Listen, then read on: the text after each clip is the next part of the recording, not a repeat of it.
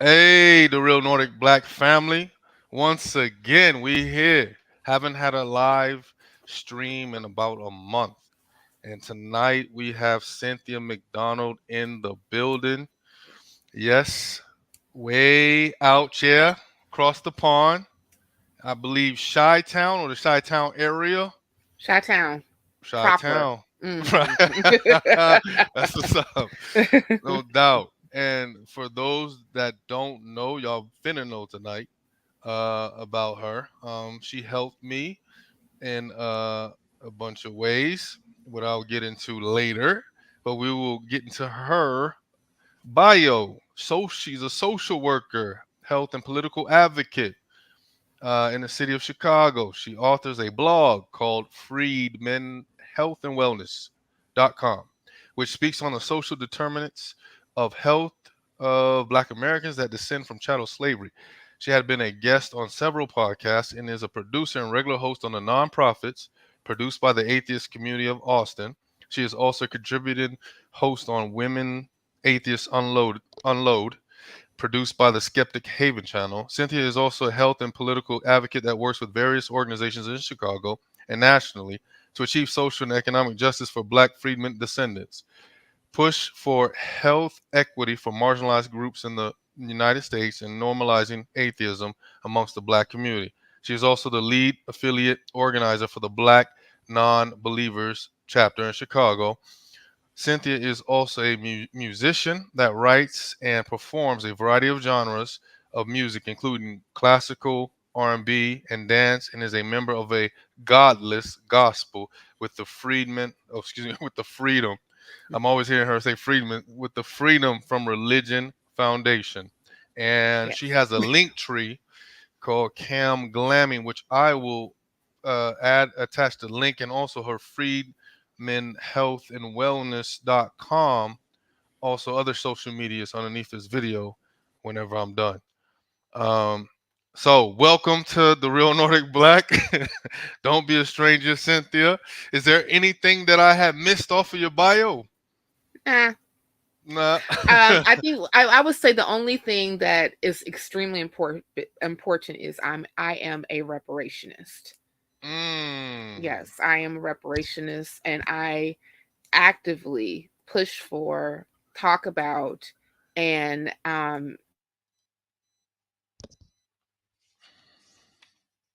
Oh, please. I hope we didn't freeze. Uh oh. She uh, said, "Hel- "Hello." yep, I'm here. No, it froze right when you said. Yeah, that's It. unfortunate. Oh, no, No, it's I all was good. No, when you said, yeah, go yeah, ahead. no, I was saying that I'm actively, pushing for reparations for the descendants of chattel slavery, those who are considered the freedmen. Mm, Yes, absolutely. absolutely important. And I'm about to, and I should have done that earlier. I'm going to put this in my Facebook while we are doing this interview slash conversation. So speaking of reparations, as you said, for freedmen or descendants of slaves or foundational Black America. Speaking of that, though, they have all these terms. What's your thought, and why would you why do you prefer to say freedmen, as if we're in the 1800s or the early 1900s? Uh, do you think like Tariq Nasheed says that we should use updated term like evolve our language when we say that, you know what I'm saying? So, Because so my whole because they can say, my bad, I didn't mean to cut you off, yeah. but I did. But because some people would say that, of course free, I mean, an argument, yeah, of course free, everybody's free and stuff like that. So Hmm. freedmen, that's silly. So I'm just so that's foundational Black American or a Hmm. ADOS, you know American descendant of slave. Go ahead, shoot. Right. I don't, to be honest with you, I don't have like any favorite term per se. Okay. Okay. I mean, like, I still use African American. Um, Okay. and the reason I use African American is because, that is the language that has actually been codified in Mm. government documents concerning who we are. Now, and also this is not a new term. As of late, Yeah. correct. And Right. it's not a new term. I mean, like the first time that you actually heard African American was in the 1700s. So it's not a new term. But I specifically say freedmen per se because in there is millions and millions of documents and also statutes, policies specifically for ex-slaves that were called freedmen by the United States government when they were emancipated from slavery, and Mm. certain set asides that were supposed to be for them, uh and they did not get them. So when I say freedmen and freedmen descendants, that would be like us of who have come from those who were ex-slaves in the United States, Right. at that freedmen political status, Right. that there are definite tangibles. I know that Tariq likes to use that word a lot, tangibles, Yeah. That's that right. are Right. owed to us as a people. And Hashtag so, cut. Hashtag cut the check. right, Hashtag all tangible. that, yeah, No. it's Yeah. I several got you. checks, by the way, Right. several Right. checks, right? But I am. and set aside specifically, Hmm. matter of fact, I was telling my partner yesterday that if we're really going to talk about a real reparations program, Mm. for those who actually come from that lineage, whether if you want to use ADOS, whether if you want to use Foundation Black American, whatever, like at this particular point, I'm so tired, child, I don't give a fuck. Right. I am Right. more so about making sure that our people are paid. Right. Okay, like Right. Prince made a song. When will we? He actually redid it from the Staple Singers. When will we get paid for the work that we've done? Okay, Mm. and that's the thing that I'm more concerned about. The government owes. They owe, and we have plenty of data and historical reference to show how either the United States government has been participatory or negligent in our oppression, and also have eaten off of our labor and our contribution to actually building what we know is now the United States, like the foremost war power and in economics, period. And they would not have gotten here unless they had over almost 250 years of slave labor to do it. So no, you owe, and we have set precedent for that. Like there was a Right. Freedmen's Bureau specifically for those, for certain things to be done for freedmen, whether it was housing, education, food, and other different things that they were supposed to get. They were supposed to get regular. They were supposed to have like a Southern Homestead Act, where those 40-acre land grants, the 40 acres and a mule, those were supposed to be redistributed to freedmen, you know and that did not happen. And even like the whole experiment when it came to repair of the freedmen was completely abandoned about 7 years after the Civil War ended. So yeah, you owe So, America. so speaking of experiment, y'all noticing I'm experimenting with these I layouts and these noticed. I views. was like, whoa, I'm big on. Okay. So I'm on ready. as a real Nordic black family knows, I'm usually been using Zoom for my live stream. So now I'm on Mhm. the StreamYard, so I ain't used to it. So you had to be a test dummy today. I see. Yeah, I see. Oh well, what can I But say? right, but speaking of the reparations, people don't realize that even Frederick Douglass, when he was fighting for I mean, we always fought for other folks. We always fought for other people. So Yeah. because of the fact that we say that now we're being more specific in the lineage, what do you call it, Yeah, yeah. please forgive me. Lineage, yes. Lineage Yeah, based those of the lineage. reparations, Yes. right? That it's not that we don't acknowledge other people's issues or problems or what they may need, but we Mm. just kind of are being more specific to what we need. And like I said, you can go back to from Frederick Douglass and others when he was talking about the Chinese Exclusion Act or something like that, Yep. how and in other instances where we've always fought for others. Yeah. Um, And we have. And yeah, and and that hasn't, and to be honest, like every movement where right. social justice was Mm, on the plate, you had like African Americans standing side by side with other groups of people in order for them to get their just due.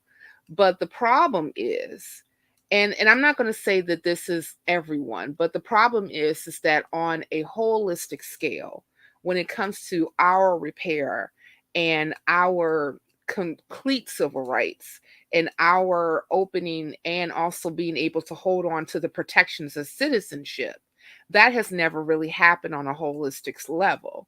So, so a lot of times I would hear, like, especially like maybe like some Pan Africans say, and other people who may be like from like NARC and Cobra and a yeah, Reparation United and stuff like that, right. that being, Some of these are some of the groups that are yeah, more there into the have been, Pan Africanist yeah, Pan African approach and portion, movement. Yeah, yeah, approach and movement when it comes to reparations. Like, right. they balk at you being specific. Like, Hmm. well, all black people have suffered from white supremacy. Mm, Yes, they have. White supremacy has been a scourge all over the world, but mm, we have to be very specific about what we are talking about when it comes to repair. I was listening to a interview, like a news interview from this, I wish I knew the guy's name, but he's an interviewer from Ghana, and he was interviewing these two Nigerian activists. One happened to be like a professor from their university, and they were talking about reparations, specifically about the reparations conference that was happening at the UN earlier this year. And one of the things that when they were talking about reparations from Great Britain, specifically for Nigeria, and maybe like some others that have been affected by colonization, they were talking about getting back relics, historical property, and other and infrastructure for their country that has, and other resources that has been raped by Great Britain, you right. know. So they're old, but what they're old is completely different from us. Correct. So I would say to, like, those who want to do this tier system. Matter of fact, my partner was talking about that he ran into a couple of Pan Africans who were talking about this tier system, like, Okay. black Americans get this, immigrants get this, and other people, like this three-tiered system or whatever. And Mm, I'm like, we're conflating the issue with just like white supremacy just being bad, and we know that. But how white supremacy has showed up in different areas is different.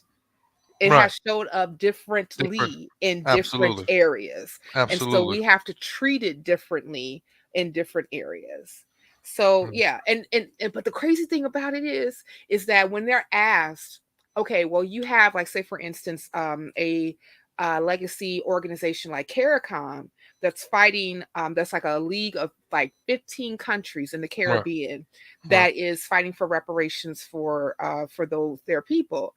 And so you ask them, okay, so if they are actually successful in what they're able to do, will African Americans be a part of that? They'll be like, no, that's directly for them. Yep. I say, Yep. okay, so if what's directly for them is this particular set aside, from Great Britain, why are you saying, okay, well, Caribbean's got to be part of our justice claim in the United States, Africans got to be part of the justice claim in the United States? Because they're conflating like a problem with racism, which Right. is an institutional and systemic, Right. with reparations, which is a debt. Right. That's all correct. Right. Correct.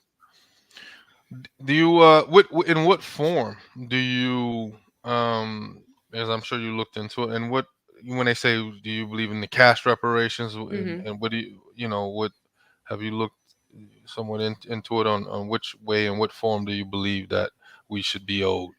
Right. So I think that, like, the person who I kind of lean on to when it comes to scholarship in this area is Dr. William Darity.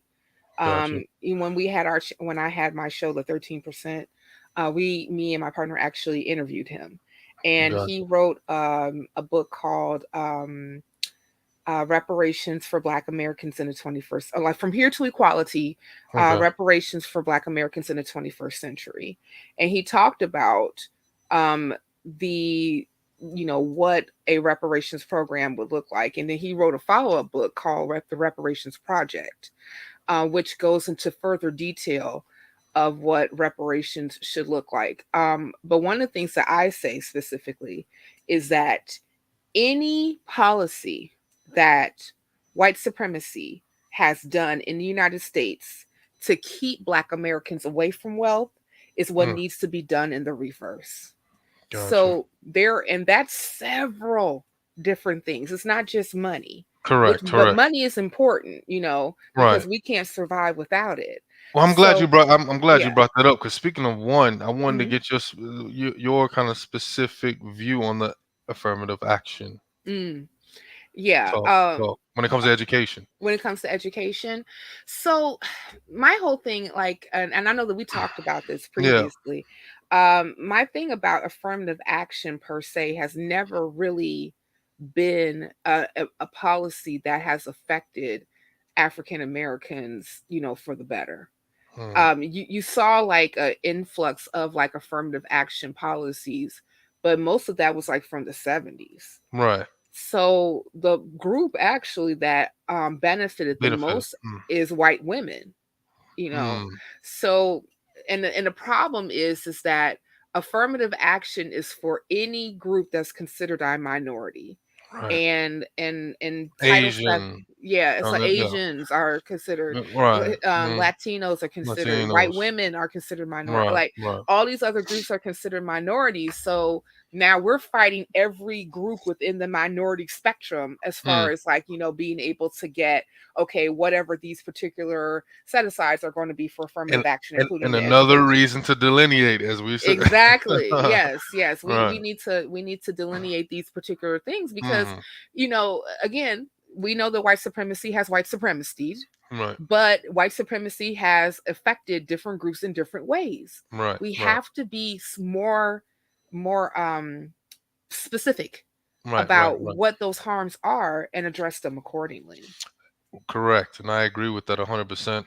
I mean, I was listening to a video of Tariq Nasheed when he can kind of roast some of the callers that call in, and it was a continental sister that called in from East Africa Mm, that was talking to Tariq Nasheed about why you Black Americans, why it's more, you guys are being more divisive. You have some people thinking, and white people, of course, mm-hmm, white supremacists, but some of them intentionally do that because they know what's up, and mm-hmm, some of them don't. But why do you feel? I mean, what is your? Well, I heard his take on it, and she was basically trying to say that by us being more specific and delineating and stuff like that, that we are like we're never gonna get reparations. So why are we pissing them off or anything like that? And or kind of trying to separate you guys from us continental Africans mm-hmm. and things like that. And so that's kind of like the argument, as if we are fighting a losing battle, plus Right, we are making it even worse for us to have some unification in the overall right, process. And I think right. we kind of already talked about it in that way, and that kind of showed how a lot of continental Africans, to me, don't really understand our history and understand, you know, um, yeah, some of the reasons why we do that in No, specifics. And it's yeah, go no, ahead. they don't. They kind of look at the lens of like a white supremacy as this like blanketed thing that does not have nuance, and it Right, does. right, And our history as far as like how white supremacy has been a scourge to us as Black right, Americans, right, versus those who may be from the continent is so different. right, It is right. so different. Yeah, I would say like the closest country that is, as far as like how white supremacy has showed up to in Africa to African Americans is South South Africa. Africa, correct. That's the Right, closest one, and closest. even that Right, is different, you know. right. Well, yeah, Um, agreed. and yeah, and so like because I've heard that argument from continental Africans and And some and Caribbeans it's too. and some of and let's keep it 1,000, man. Yeah, Sometimes it'd be funny because you had them fleeing their countries, coming yeah, over here, and and then and then you have certain people like Candace Owens, who's kind of considered a what Tariq Nasheed would call a tether or an mhm, anchor baby. mhm. Yeah, I said that like her family's from the Caribbean, but Right, right, right.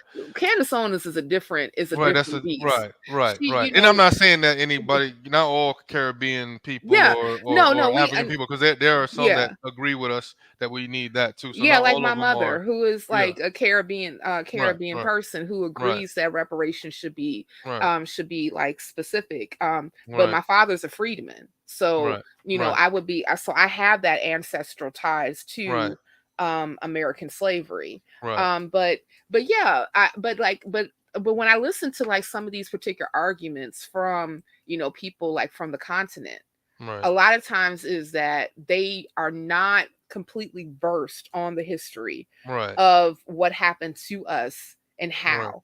And right. and to be honest, a lot of us are not Yeah, that's versed true. in the history, That's true.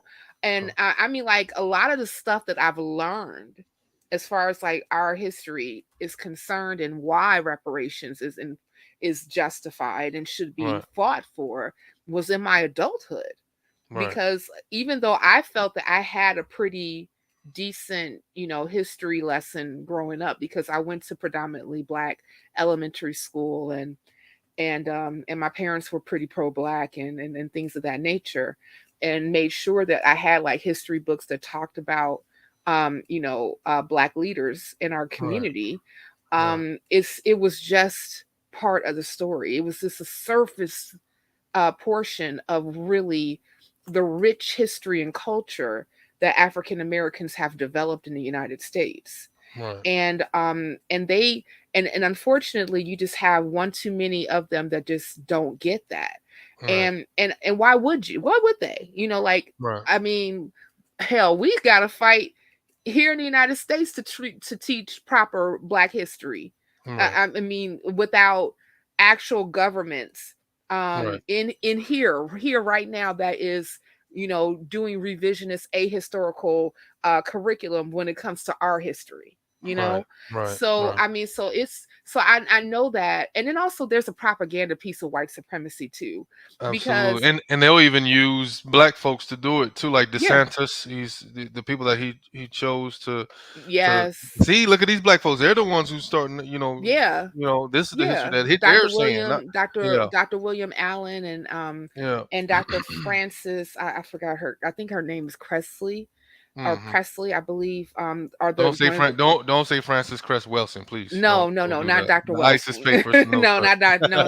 Welsing. Well, I Yeah, don't think it'll be kind of hard for her to write a Florida curriculum. She is, yeah, yeah, yeah, no yeah, longer yeah. with us. Ancestor, right, Yeah. So like, unless she done came back like from the dead, right, supernatural ghost to write right, curriculums. But yeah, no, but yeah, and the crazy thing about them, they're not even historians. Dr. right, Allen and Dr. right, Presley are not right, historians. right, They're historical enthusiasts. right, right. And matter of fact, the Dr. Presley, I believe, Dr. Francis Presley, I actually sat through her documentary that she did Mm, on Black history, wow. and oh Okay. my goodness, it was something else. Like, they started with an ahistorical talking point that is a lot of times espoused by white supremacy, saying that the first slave owner in America was black. Black, right. Same And same old talking points. Right. yeah, and and I mean, like, and it was not, and the way that it was presented was so disingenuous, Right. and not presented in a way that is like that's actual the real truth. Right. Um, and matter of fact, like I was going through the whole like, It's just like me saying the first black woman black millionaire was I mean the first woman millionaire was which was a black woman, Madame I forgot her name. C.J. Walker. Right, C.J. Walker. Mm-hmm. And then dismissing all these other think it's not exactly the same, but yeah, as you were just saying. I mean, but yeah, but like I said, like, a lot of people attribute, Madam C.J. Walker as inventor of the hot comb, and she wasn't. Right, right, She right. used that product. She used that product to like enhance the products that she was selling. The relaxer. Yeah, all that Yeah, stuff, yeah. but yes, but yeah, that's what I'm saying, like, like, this is the issue that I have with them specifically, is that they're just cherry picking parts of history and revamping Right, it to right, fit a narrative that right. is actually pushing more white Fit supremacist their talking agenda for points. sure. Yeah, Yes, exactly. and yeah. and and then tapping on PragerU to Yeah, as that's additional yeah. curriculum. I mean, you can see that. I mean, everybody. I Oh mean, my, come on, y'all. This yeah, is so exactly. blatantly racist. This is Obvious. Right, ridiculous. right, Yeah. right. So, but I actually watched a video where it was like Africans from the continent, and then like African Americans like born here, got multiple generations here, things of that Right. nature. Yeah, they had And a. They. I think after that, and they talked about the Akon too, the rapper, because he said yeah, he said some real some stupid, things. stupid, Right. Some stupid things. real stupid stuff. So, yeah, Yeah, yeah, yeah. honestly, I need, But anyway, yeah, yeah, yeah. yeah, That but come. Yeah. they, but like, and it was still funny. It was interesting because like they had three specific people from the continent. One was from Nigeria, the Mm, other one was from South Africa, and then okay. the other one was from Cameroon. Like Okay. the brother was from Cameroon, and The two, they had the three top black immigrants in America is Jamaica, Haiti, and Nigeria. Just mm, letting some factual know, and I got mm, the articles out the here that articles to we share. Yeah, yeah, that yeah. that sound about right. That's Just so people to know that's listening in. Yeah, Yeah, yeah, that sounds about right. But so like the two African women, the ones from South Africa and Nigeria, yeah. had to check the brother from Cameroon Mm. and say, you know what? Because like he was saying things like, if anything bad happens to me, I can't always attribute that to racism. And then so they turned to him and say, you know what? I used to think like you too until I learned African American history. A lot of people from overseas, whether white or black, they said they'd never really been as racial conscious until they came to America. Yeah, You know, because it's ingrained in everything that we right, do. right, It's right, it's like it's baked into our right, government, our right. system, Yeah. everything. Like Hmm. you can't, like I would hear people say, "Man, I wish that black folk would stop talking about racism."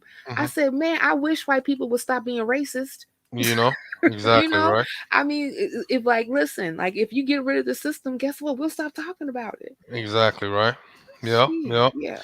Now that leads me into the video that went viral, the incident that happened in Montgomery, Alabama, Yes. by the river front, the Yes. Montgomery brawl, which I've seen the video, Mm. admittedly probably over 20 times, probably 30 to 40 times, and I felt good watching certain parts and laughed in certain parts, and was just really like being really critical on them and the women that partook in that Mhm. brawl as well.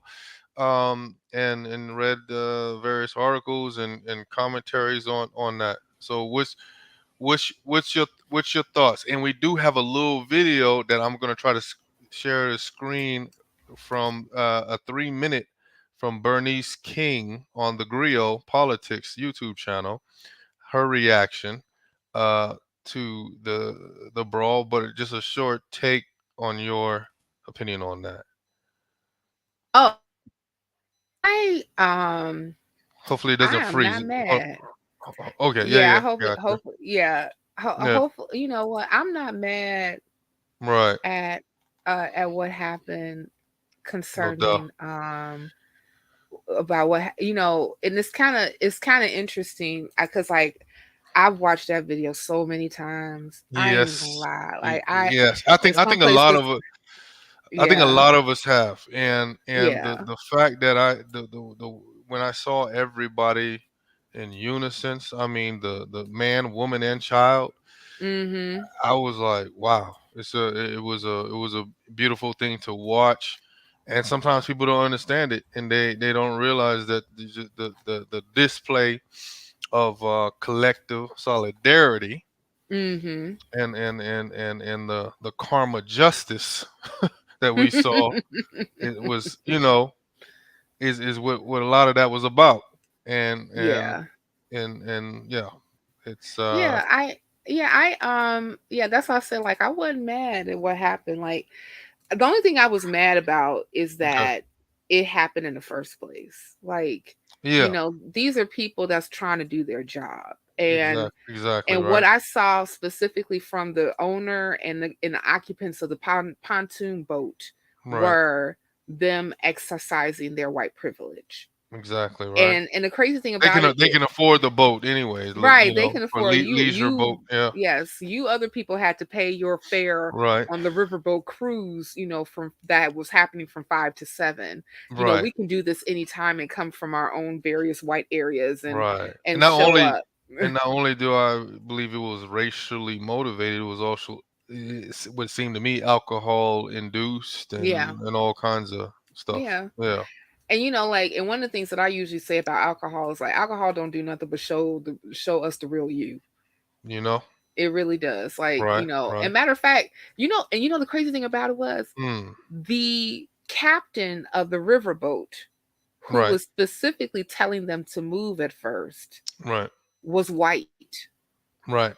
He was white. He was white, and he was telling them, he was on the loudspeaker and told them several times to move their I heard boat. it was I heard it was a long time that they were sitting out there on the dock, like 40, 45 minutes or something like Yeah, that. they were. They Before were. And before the guy kind of before that frustration that you saw, amongst yeah, them. before that Yeah, whole exchange with the right. MLA. deckhand happened. Yeah, Mm-hmm. because like the person that was on the deck that they were harassing was his first mate, so his first Right, officer.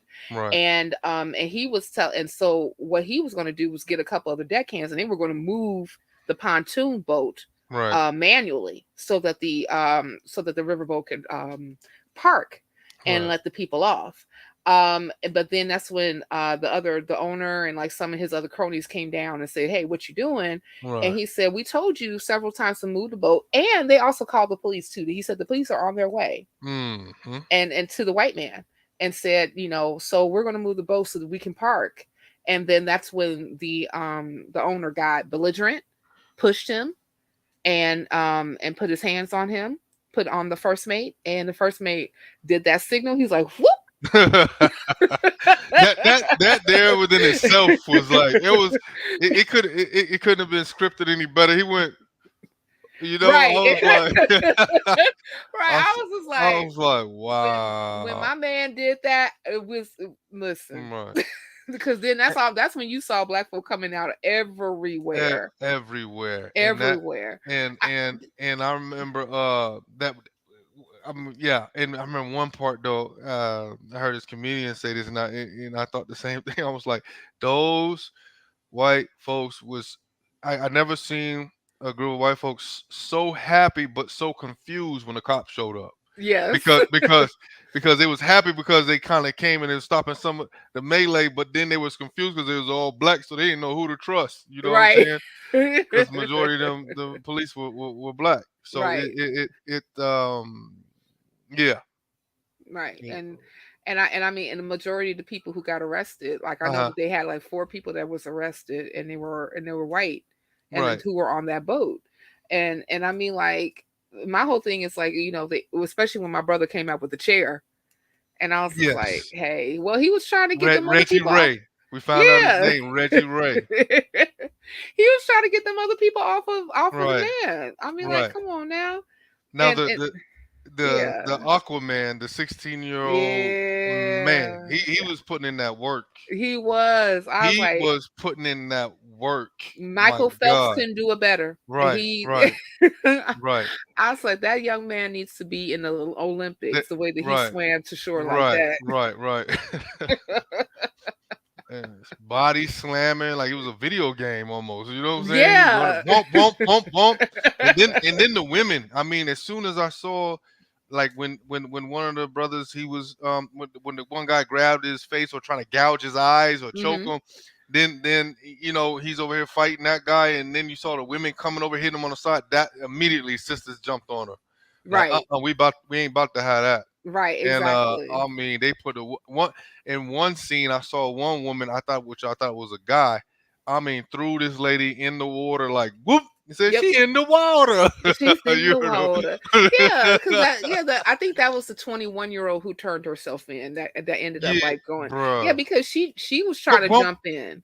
Man. Yeah, she was trying to jump in, and the other sister Right, was like, not today, honey, not right, today." right, right. Yeah, so yeah, and then yeah, you saw some sisters out there. They was throwing hands They too. was putting in work. I was My like, "Oh God. wow, okay."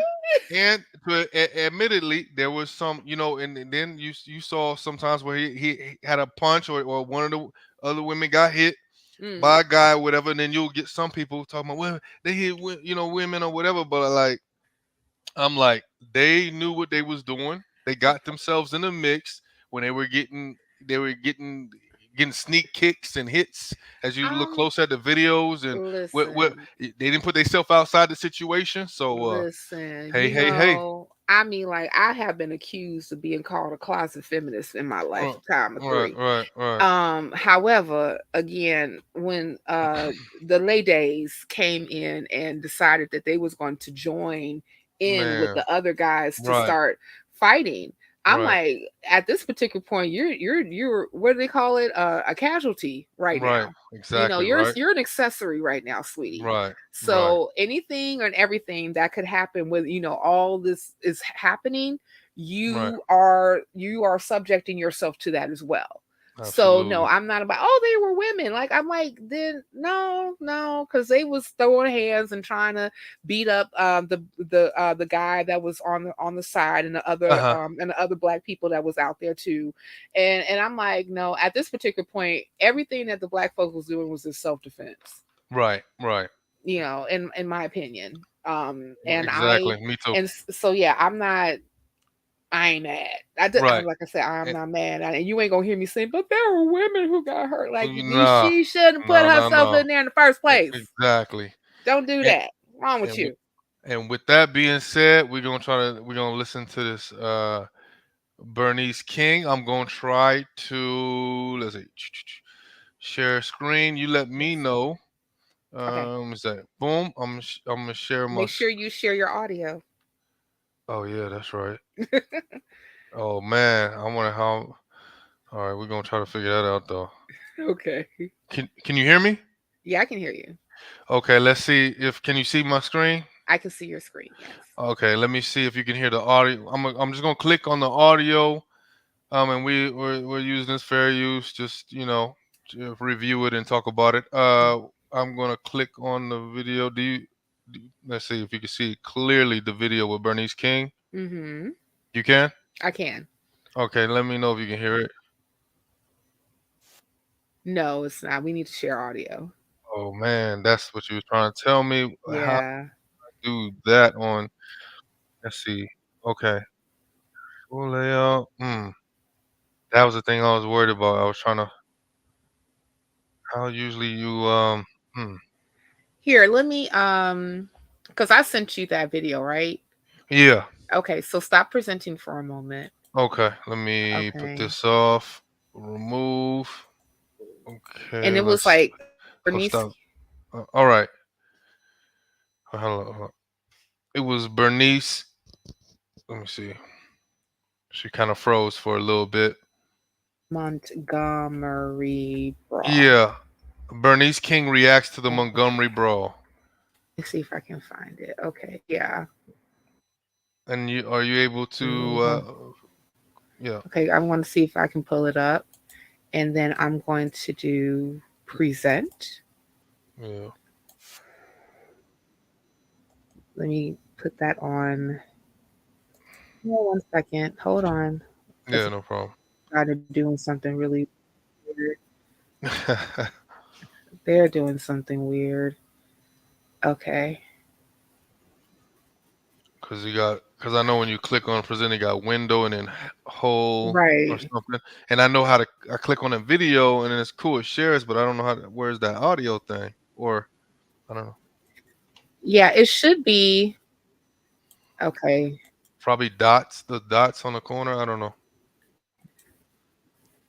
Let's see. Okay. You just have to make sure that the share tab audio is clicked. Okay. All right. So you should see where I'm presenting All right, I'm gonna add the and then stream. I'm gonna add it. Let me see. right. All Okay. right, there we go. Okay, now we're gonna skip Karma doesn't stop here we at go. All karma, right. meaning if one person does something and you say the karma comes to them, but if you do something to the karma does come All back right, to you start. too. Roll it That's to the the beat nature from of the karma. beginning one more time. That's the nature of seed. Roll it. Karma doesn't All stop right, at there we go. karma. Okay. Karma doesn't stop. Karma doesn't stop at karma. Oh, for Pete's sake. Okay. All right, we ready?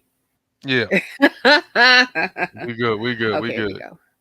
Karma doesn't stop at karma, meaning if one person does something and you say the karma comes to them, but if you do something too, the karma does come back to you too. That's the nature of karma.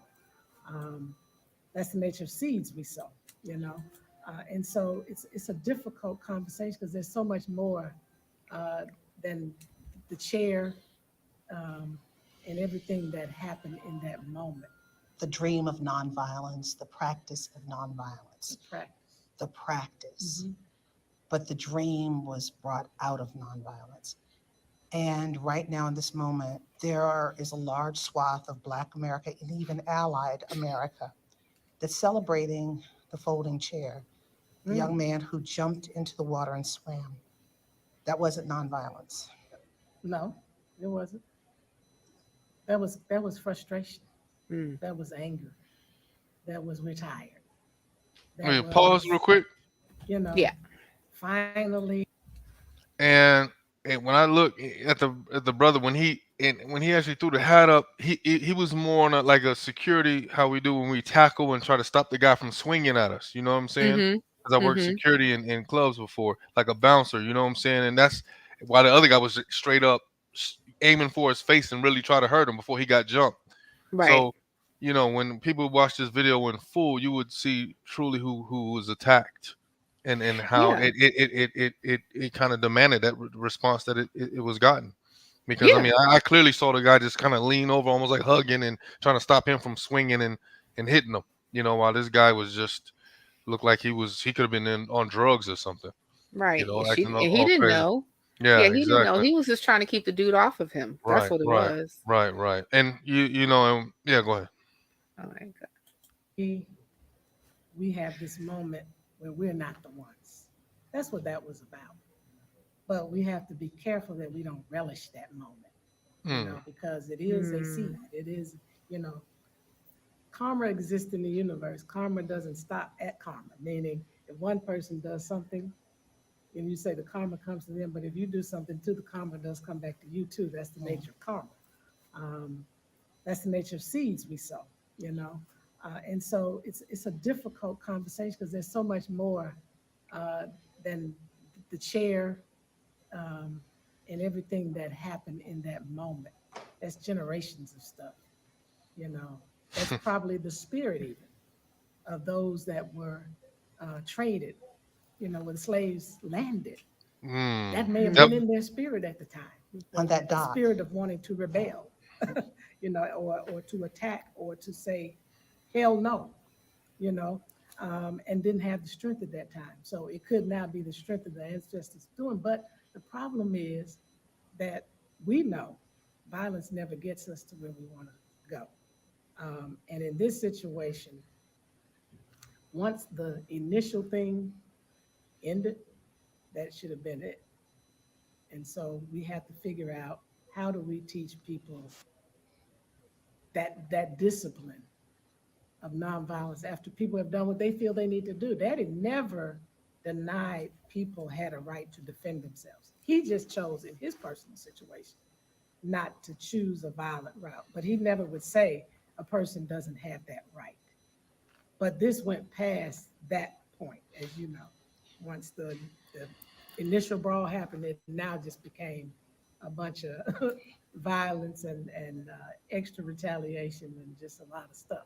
A huge ripple effect. Yes, a huge ripple effect.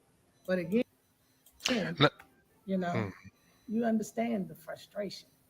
but we cannot justify. We have to be careful that we not justify You know, it's she's Bernice King, so I got a lot of respect for the Yeah, woman, obviously. But sure. do I agree with everything 100%? No, I don't. But I believe that she's in good faith and she means well, Hmm. and trying to follow the legacy of her father.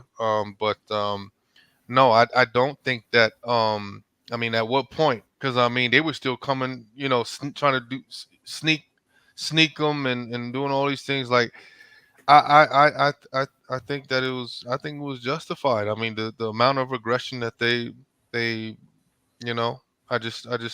I don't think there was a point where they really just stopped Right. completely. You know what I mean? Because some of those women Yeah. too were just coming out there welling and no, I don't think that they went overboard. Overboard if they would have really knocked somebody out and really kill somebody. I mean, I don't. I mean, they were And pushing people in the water. Some of them they were pushing them in the water, not really knocking them in the head. Like mhm. I mean, And what if you're pushing up somebody who can't swim besides Aquaman? You know.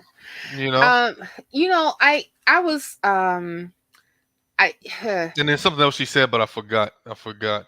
yeah, we should have Yeah, paused it. yeah, But but one of the yeah. things that I think that we all have to understand is like when you're talking to like like Reverend Bernice King and she's talking about her father's legacy, it's kind of like the even though like she said that she does not nor did her father discount anybody from from defending themselves. It's just that he just chose to do in his campaign nonviolence. Yeah. And I don't necessarily disagree with that tactic per se, but we have to understand that we can't afford this whole turn the other cheek type thing. Right. Right. I mean, like, because Right. like in that We're particular in different time. moment, We definitely in different times. yeah, and And and in that yeah. particular moment, if you just think about it like this, they was really coming for that man. Yep. Yep. Like if he didn't defend himself and other people didn't help him, turn the other cheek would have got him Right. killed. Killed. Right. And I mean, if that would have happened late at night or something like that, and there wasn't that many people to, it could have been an ugly, deadly situation.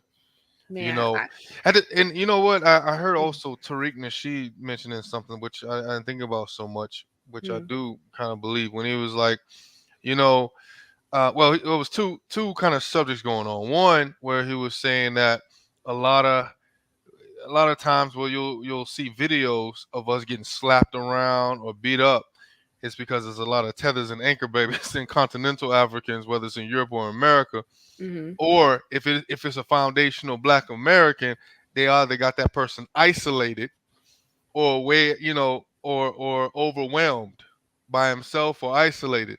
But mhm, very rarely you would see, for example, in the city of New York on the subway, that Jordan Neely or whatever, when he mhm. that situation when a black man got choked out like that and Yeah, a white guy was choking him out, you think that would have happened in Alabama like that? probably not. People all around you in the public center? Yeah, No, sir. yeah, And he believes he was saying a lot has to do with some of the mentality as well, because there they had people from Latin countries, white folks, and also a few well, sprinkled New in black York. folks. So he was Well, saying, so here's my but thing hold on. about that. Okay. He was saying that because there was in Alabama where there's a bunch of foundational Black Americans. So like you see, like I said, you don't see when you see videos of them getting slapped around or beat around. It'll be in a continent when they get slapped around by some Europeans or Chinese folks, or in Europe, or or if it is in America, they got to have them isolated out there in the swamps or something where there's hardly no brothers or whatever like that, where the guy was trying to put the noose around the guy and he kind of luckily got out of that one situation, Mm, or they got him cornered or tricked or somewhere, like I said, isolated. mhm, But you won't hardly see that when it's about around a bunch of foundational Black Americans that's tied to the soil, like you do in the South. You know what I'm saying? Or Mm. even in cities like Chicago, you wouldn't have them deep. You wouldn't have them in South Side or something like that in certain areas where it's concentrated with foundational Black Americans getting away with that. A white person beating up on a black person like that, and they getting away with it. No, you'll see them in other parts of the country and stuff like that. So he was talking about that, and that was one of the points. What's your thought? Well, I think that when you look at like a Chicago or a New York or what have you, Right, when it comes to stuff like that, it's just a different mentality. most definitely. Like most, and especially like, when and this is like, even though it's been a minute since I've ridden the subway in New York, a lot of times it's like, just keep your head down. Don't fight what's going on. You're just Hmm. trying to get to your destination in one Right. piece. And I mean, and like low key in some especially parts when of especially when you're talking about mentally disturbed people. You're yeah, talking. Yeah, exactly. yeah. Right. Hmm. And Hmm. low key in Chicago, it's like that too. I mean, we have a subway system, we have an elevated train system, like Right, they have in the Bronx, and all types of people be coming on them trains. right. Folk who are and I've and I when I used to work downtown and on the north side, I used to ride the train a lot, and I saw a lot, Right. from different folk, like especially who may have behavioral health issues, homeless, like I think I all get what that. you're saying. I think I get Yeah, what you're saying. You're saying partly it's not as communal. yeah, Definitely, like the South, where everybody kind of know each other, and yeah, they're more, exactly, and it's right, more like there's so many people out there in the city right. and It's so from it's different walks that it's you know. I mean, like, one of the things that happens in an urban setting, especially when you just like have like so many different disturbing things, that's because of Yeah, larger social issues. desensitized. Yeah, we get very Right, desensitized. And so right. like I I've seen like even one brother started yelling and at this other lady Mm, who was from Brazil because she was talking loud. mm, And so he was telling her, like, he said, like, it's late at night, people coming home from work, do you think you want to tone your voice down? And she says something flippant, and then all of a sudden, like, all the other black folks start jumping on her. And I was just like, and I just looked like I don't know what's going to happen here. I know I'm getting off at the next stop regardless of what's happening here. right, right, right, And I've done that before because it looked like stuff was on the train, it was getting too heated, so as soon as the train stopped, I would get off the train and I'll just wait for another one. And so I think that a lot of times when we're in those city settings like that, we get very much so, let me just make sure that I'm okay, right, right? right, right. But but what happened, but I do believe that, like, say for instance, if So something you like don't. that did So you happen, like, don't believe that the concentration of foundational Black Americans had anything to do with that too? what I was gonna say is like, if you, like, say for instance on the south side of Chicago, where you Yeah, do have like a higher concentration of black folk, and a lot of them are from the south, like yeah, from Mississippi, from Alabama, like they people came through the Great Migration. yeah, They have set up communities here. yeah. So, that whole like thing, like, I know my neighbor, I know my people across the street, I know, you know what I'm saying? I know them. Right. So if somebody come in here, we know, and if people not from that neighborhood and they trying Right. to start ruckus, Yeah. It would yeah, have we been. stepping up. You It know would what have. I'm It would. saying? It would. Like I said. It would have. It probably would have went down pretty similar, Yeah. if not deadlier. Right. Yeah. I mean like If back they came in deep into the, but they wouldn't be that stupid. That's why they on the riverfront and shit like that. It right. wouldn't be. Well, back in 1919 here in Chicago, we had our own like race riot. Right. Mm-hmm. Has happened with a young black boy who was swimming and got carried over the tides to the white side.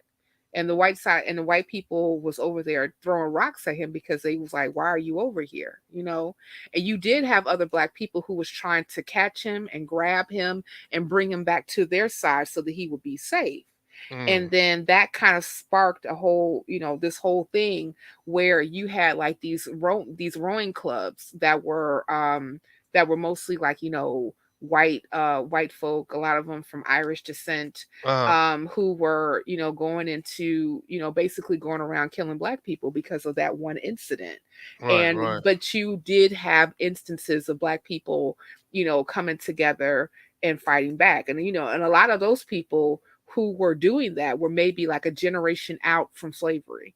Mm. So these were those ex-slaves, freedmen descendants, ADOS, FBA, whatever, Right. all the Right. acronyms, right? Right. Right. Right. That's Right. who they were. Right. So I think that, like, when you saw the brother in Montgomery getting clearly attacked by white people about a whole bunch of other black people who happened to be in that area, Mm. they already knew that if we don't intervene, they're going to kill this man. So Correct. we have to intervene.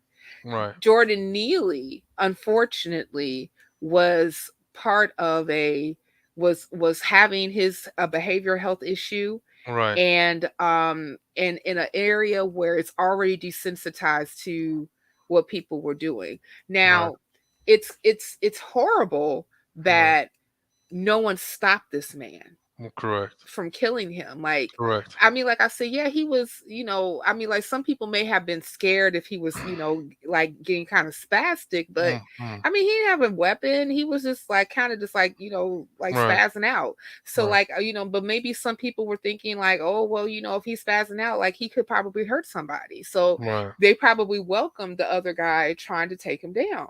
Right. But when it got to the point where it was just like over forced, that's when people started being like, man, get off of that man.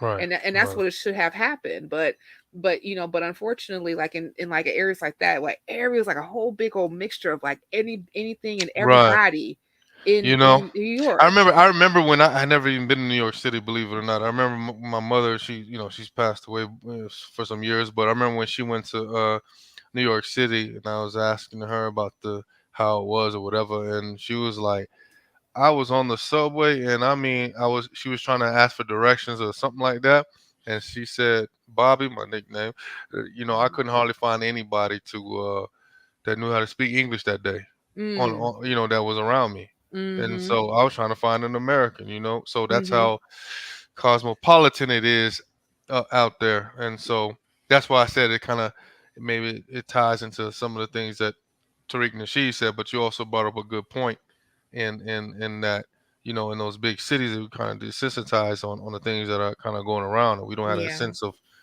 help or Community. community and stuff like Yeah. that. Yeah, like, especially like in the bigger urban areas, like, Right, some places, depending on where you are, like, community is right, like completely lost. right, You may find it in like, different areas and neighborhoods, right, but like when we're kind of like mixtured right, in, like, like especially going like to downtown right, or to some of these other more touristy areas, like right. it's a little bit of everybody. And that And brings yeah. me to the point where that joke where they were saying that they did it in a small town, or they were sometimes you'll see some people challenge. Was it? Yeah. I mean, I've heard people saying that certain white supremacists, suspected white supremacists saying that, but also wasn't it in the country song or something like that? Don't Yeah, try doing that Try in a That in a small Small town, Town by Jason and Aldean. Yeah. right, and that Hmm. links into that the thing that they used to have called well, they still do, sundown towns, Right. which is there's a book written about it. I have it. Uh, right, but Yeah, I have that book. by Yeah. how I think Howard's was it Howard's it Um, before he died? I forgot. Let me see. I'm gonna look it up. Right, sundown towns, which is a real thing, and they still have Yeah. sundown towns out here. There was a guy I think on TikTok or somewhere I saw that he wrote some. They had things like the Green Book, Yeah. and there's a movie on the Green Book which is pretty good. Yep, I Um, watched it. right, and It's called Sundown Towns, and right it's by James W. Lowen. there you go, there you Hmm. go, Yeah. and where they'll have signs out there talking about stranger, don't let the sun go down on you here, and and Yeah. and and that and like I said, where there were towns where they actually were searching for making sure that black people weren't in there, and if they were, they You had to get the hell you up know out of there. where Lynchings and the stuff. most concentrated sundown towns were? I don't know that, but let me guess though, because most people would try to say Mississippi or Alabama, but I don't think so. I think it would be somewhere on the well, probably the west, probably the west, east. Don't you're gonna about to say Chicago, Illinois. Illinois? Got Illinois. like a The where's Springfield or Yeah, it's yeah, in well, Springfield, of course, is like the capital of Illinois. Chicago, yeah, where I am, is in yeah, Illinois, but yeah, yeah. Illinois had over 400 sundown towns. Wow, I didn't know that. I didn't know Hmm. that, and I'm not surprised though. But I did not know that. There's a story about this one town called Anna, Illinois, Okay. and it was in the colloquial term that Anna meant "ain't no niggas allowed." Wow. And in that area they had a bell, like a chime, like a foghorn type thing Mm-hmm, mm-hmm. that would blow around 5 or 6 o'clock every day, and that was the signal for if you black to get out of town. Wow. That that is crazy. I was gonna try to even put the book, but yeah, everybody they can listen to this. I was gonna put it on share screen, but we don't really need to do that. Nah. But yeah, y'all get that book and read it. Yeah, Um, it's a book that I'm still trying to get through it, because like some of the stories that they have in there about some of these suntown towns or what they would do, right, specifically to black folk that get caught in there, like right, after 6 o'clock, after 5 o'clock. right, It's hard. It's a hard right, read, just put it that way. right. And I definitely have my experiences driving Mm, across the U.S. yeah.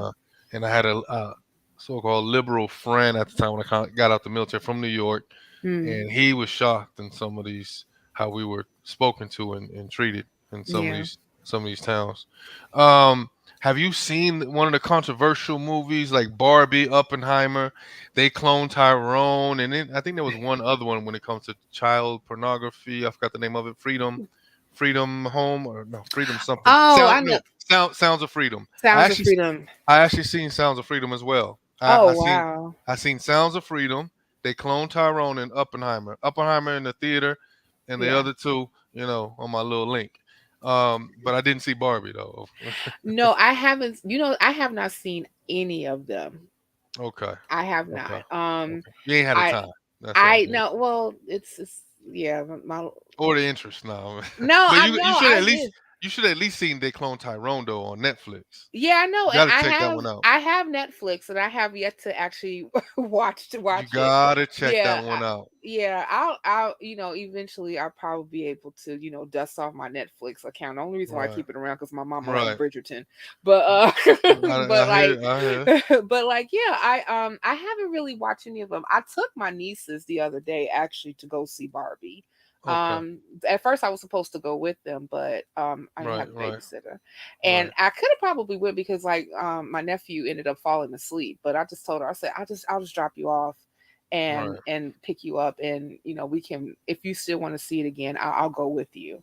right, But I do know that it's kind of interesting, specifically with the Barbie movie, right. how I was like noticing like a lot of these right wing Hey, hold on, pundits. I'm gonna keep Yeah, that thought. yeah. You should, you gotta stream this on your Facebook, girl. Post it on this on your Facebook so Oh, you get some okay. likes up, man. Okay, all right. Well, let me go Yeah. ahead and see if I I, can I do some I ain't Afro. Hey, sharing. look, I ain't Afro atheist. I'm gonna tell you to do it now. Okay, well let me get to You where tell we some folks are, to, yeah, and then see if I can yeah. yeah. Okay. Tell them to Cuz like and subscribe and check a brother out. You know what I all mean? that great stuff. All all Yeah, the yeah, all the stuffs. Okay, hold on. for sure, for sure. Okay, let me okay, so where are we? Where okay. I Yeah, because I yeah, just got like a notification that we were live. Hold on. yeah, Okay. yeah, but yeah. Okay, I'm going to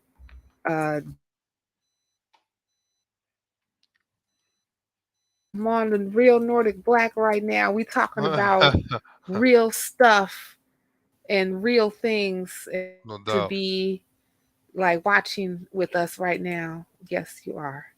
Okay. Let me see. Okay. So we're gonna copy. Don't worry. I remember where we left off. They cloned Tyrone because I was gonna add something Yeah. to it. Yeah. Yeah, you were gonna add, yeah, because like I was telling you, like I have not seen any of those movies. Right. Right. Is I just know that I did want to get your thoughts specifically on they clone Tyrone because I was hearing some what do you call it? The conspiracy theories about they clone Tyrone, and specifically about Jamie Foxx. So what were your thoughts? Oh my God. When he was talking about they cloned me. They yeah, I they just think I think it just happened when he got it just so how I don't think they made up the reports that he got sick or something like that, so mhm.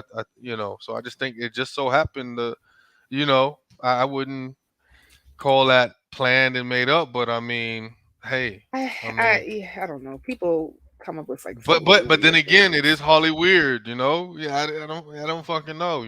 I mean,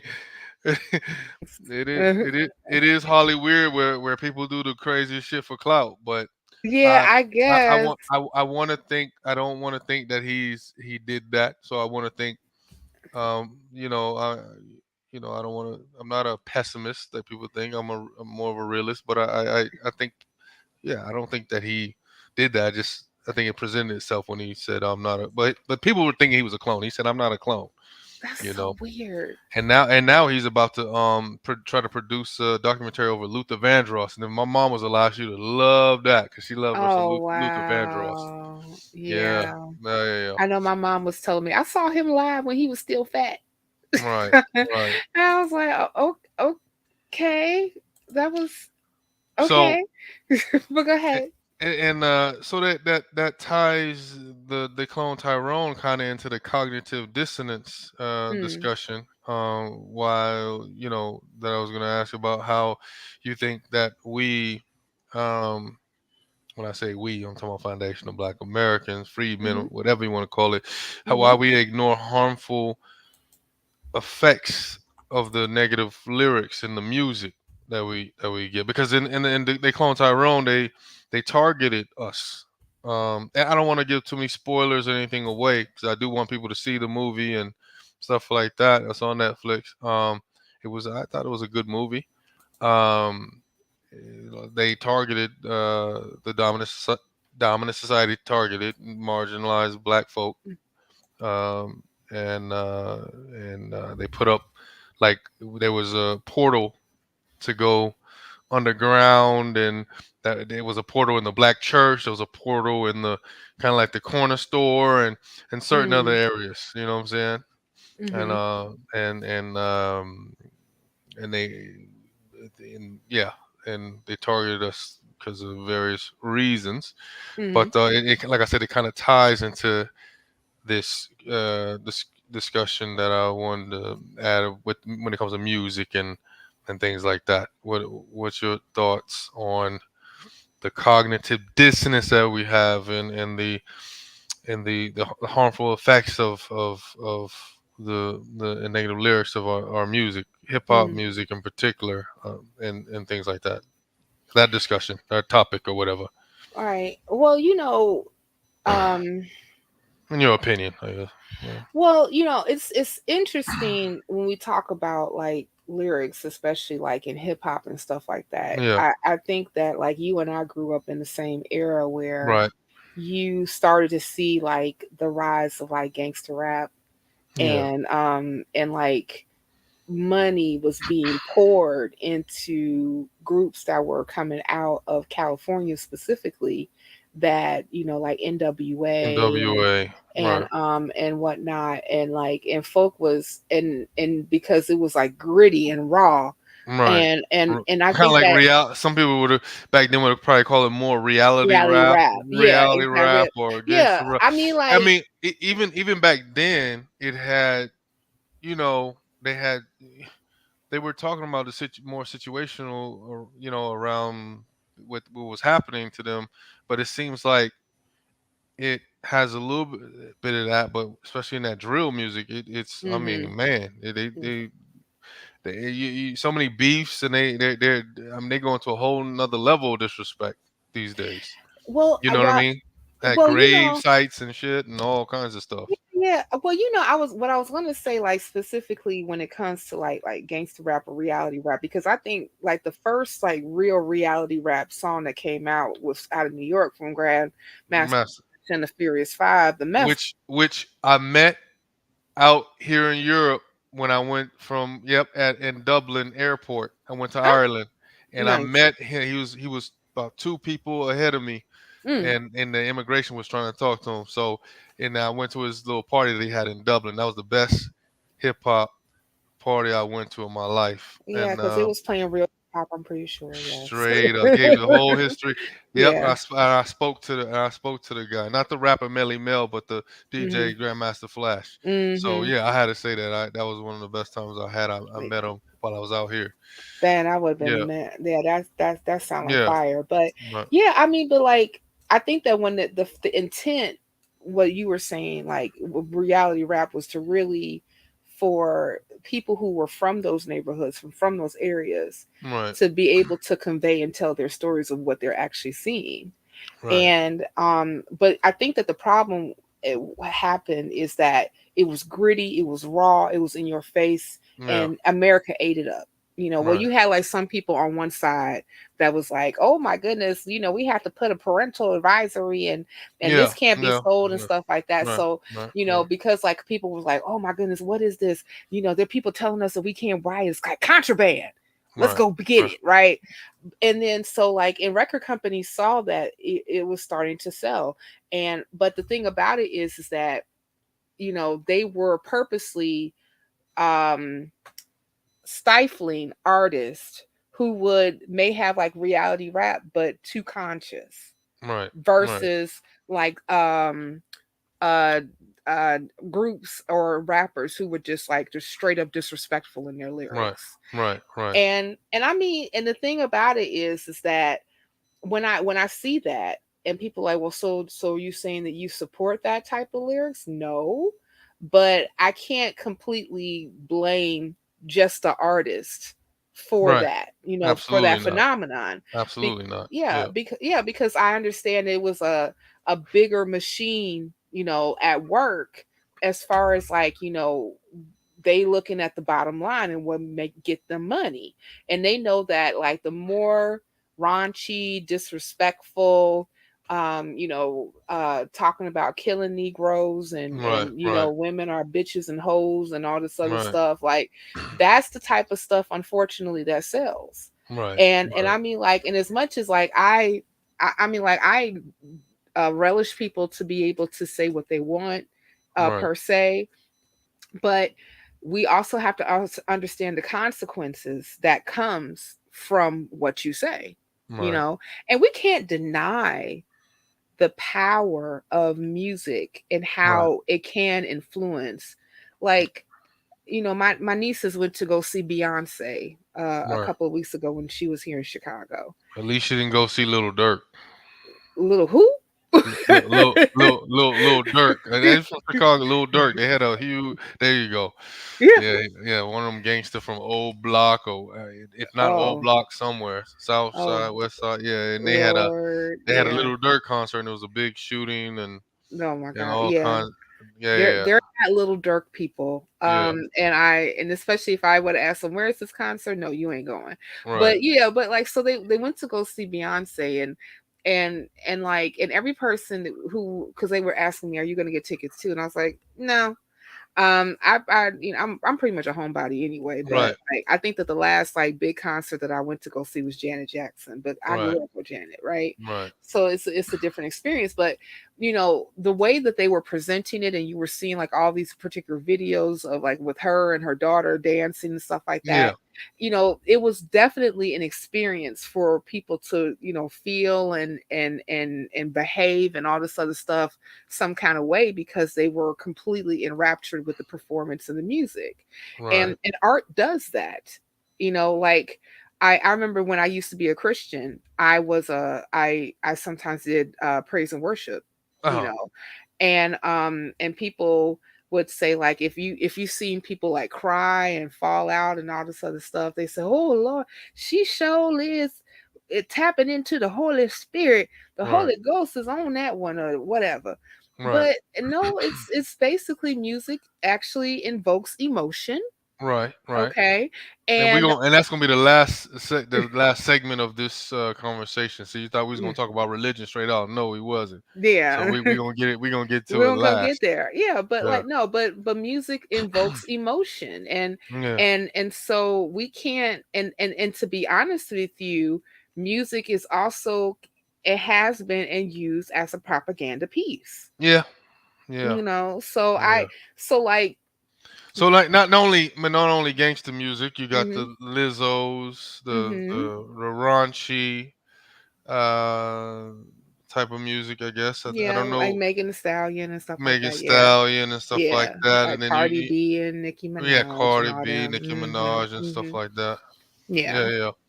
And Yeah. then a lot of reports coming out on Lizzo about the way she treated Be some of her dancers and yeah, being stuff like sued. that. Yeah. Yeah, yeah, yeah, Yeah, which yeah. is very interesting.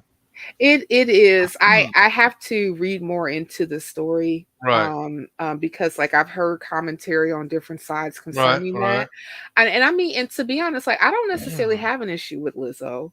right, I right, know right. that I know that like before this whole thing came out, like I dug her actually like pushing body positivity, Right, regardless of right, what size that you are. I right, mean, right, because right. like I've been like really really heavy, I've Mm, been really really skinny, and I mm, am where I am right now, and right, I right, have to, in order for me to be able to function, I need to embrace any part of me that I happen to be at that particular time. right, And I don't have a, and I think that that's a good message.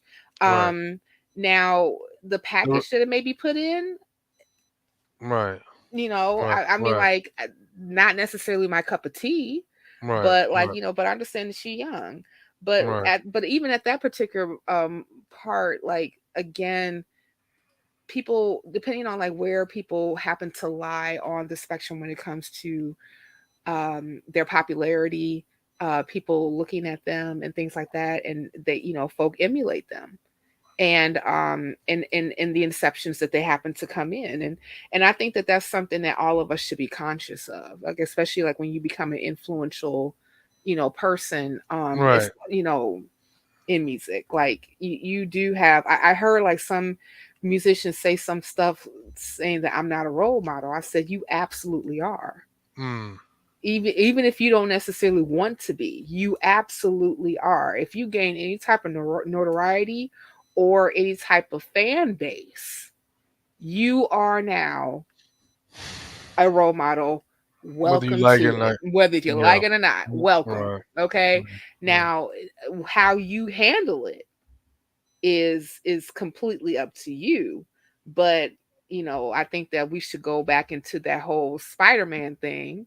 With great power comes great The responsibility. responsibility. Right, right. Yeah, and I True think that. that artists should be more conscious about the responsibility that they have, especially when it comes to how they present themselves and the music that they do, and I mean, like, I'm not gonna tell you that you need to be like wearing like Handmaid's Tale type clothing or nothing like that. That's no, Right. I would never tell you that. But but at the same time, I think that the messaging and how you present yourself is important, Right. and you got people looking at you, including young folks, so be aware of that. Absolutely. Now, about I mean, there was this one subject I forgot to ask you about this. We were talking about foundational Black Americans. Hmm. Now, when it comes to there was this article with the Ukrainians Mm. immigrants when they were saying that they are qualified for social security benefits while most Americans um, won't have those benefits. Mm. And I guess the subject of some of the immigrants, and you being in Chicago, especially you have a lot of Mexican immigrants. They said that Yeah. they're asking people to house some of those or whatever. What's your Yeah. what's your, what's your take on that, the Ukrainian thing I just said, and that, or they're probably kind of tied together in a way? Yeah. Yeah. Yeah, I actually, yeah, we can touch on all of it. Yeah. So my nature of being like a social worker is that I work in an area where it's supposed to be, I'm a human working for humans. Right. And so I I have a tendency to kind of look past like your race, your ethnicity, your documented document status. Like Right. I'm going to help you no matter what type of person you are. Right. But a problem that we have in the United States, especially when it comes to us as Black folk, Right. Black Americans, descendants of slavery, freedmen descendants, foundational Black Americans, Right. whatever you want to call us, Mm. um, is that we have never been repaired. And so, anytime that the United States has these particular policies where they're going to give like social security benefits to immigrants and refugees, or in Chicago specifically, we got a lot of migrants that are coming there. They pass through Mexico, but a lot of them are actually Venezuelan, Mm. that have they're fleeing their Right. country because Right. Venezuela is like a shit show right Yeah, now. it's rough. Right. Yeah, it's real rough. And so like I don't and I can understand like people who are like leaving situations like that, Right. and to seek out a better life and to be safe for themselves and their children. I don't necessarily balk against that. I mean, Right. I completely understand. But my problem is that, and I, and I even told this to And I, even and, I, my and, son, and but I'm sure you can keep that train of thought, but yeah. I'm sure that you were like that. But mainly, I guess I was trying to get to was in the way that they're doing it. Hmm. In the way that they came across doing that. Whereas, what the argument I've heard is, where, you know, you haven't really done much for the Americans, Yeah. the foundational Black Americans within the city, living Yeah. in poverty and stuff like that. Yeah. So I Yeah, mean, that's what I was getting. yeah, you guys Yeah. came up and with Ukraine. You guys came up with some money. Right. Yeah, but go ahead. Right. Yeah, Like, listen, look, let me tell you something. When COVID was like crazy, right, United States came up with $2.2 trillion in less than 2 weeks, and then added another $4 million on top, $4 trillion on top of that in stimulus packages. right, Now, did we trip about it? No. It had to be done because the country was spiraling, and we right, had to do something, right? right. And so the government, and that's my problem specifically with the government. So like, even like Vlad from Vlad TV TV, right. Oh was wow. saying, like, he said that he was wrong about reparations because Which I do believe he's a culture vulture, but yeah, I do too. I agree. 100%. him, and that weirdo Adam, that no jumper, but that's another. Mm, Yeah, but yeah, yeah, I don't know who that guy is, but the yeah. Vlad, I definitely would. He's the Vlad on the West Coast in L.A. Ah, I Basically, see. Okay, good. no Gotcha. jumper, Adam, Gotcha, gotcha, weirdo. gotcha. But yeah, Weird. Okay, well there you go. Well, but he did say that after the United States came up with all those trillions of dollars to save the yeah, economy and to put stimulus back into people's pockets and things of that nature, he said, "Well, I was wrong about reparations, because yeah, obviously the government can't pay." I said, "Of course they can. They're sovereign. right, They make their own damn money. What the hell are you talking about? Yes, they can pay." And that's and even like here in Chicago, they were first going to repurpose a school that has been a school building on not too far from where I live to house a lot of these migrants. yeah. I And a heard of lot that. of and Yep. in the South Shore neighborhood of Chicago that's predominantly Black. The matter of fact, that whole ward that South Shore is in with High Park and I forgot the other portion of it, is about almost about 55 to 60% Black American. And they were going to put these migrants here. And you had like Black folks from different organizations and team up with like some conservative organizations to sue the city if they did it. Right. So the city said, okay, well, we're just going to move them some other places, and then they moved them into police stations where they're sleeping now. Hmm. which is also crazy because now there's reports Yeah. that's coming out that some of these migrant women have been raped by police officers. God damn. Some of them are Right. coming up pregnant. Some of them are being trafficked by police officers. So there's a whole Listen, different layer. Chicago's always been known to be one of the most corrupt, Yes, dirty, yes, yep, crime-ridden yeah. cities in Our America, our for sure, politicians from a long time. for a long time. Yeah, I know our politics here are so like Right. gaslit is ridiculous, and it's been like that for a long time. But Yeah. yeah, so like we have these problems. So, but the thing about it is like our current mayor was Right. like, I met him when I was on the picket line from my previous job, Okay. and he came out to support our union because like the executive leadership team was laid about 61 of us off, 61 employees off illegally. And now and the National Labor Board has decided in our favor to say yes, they did it.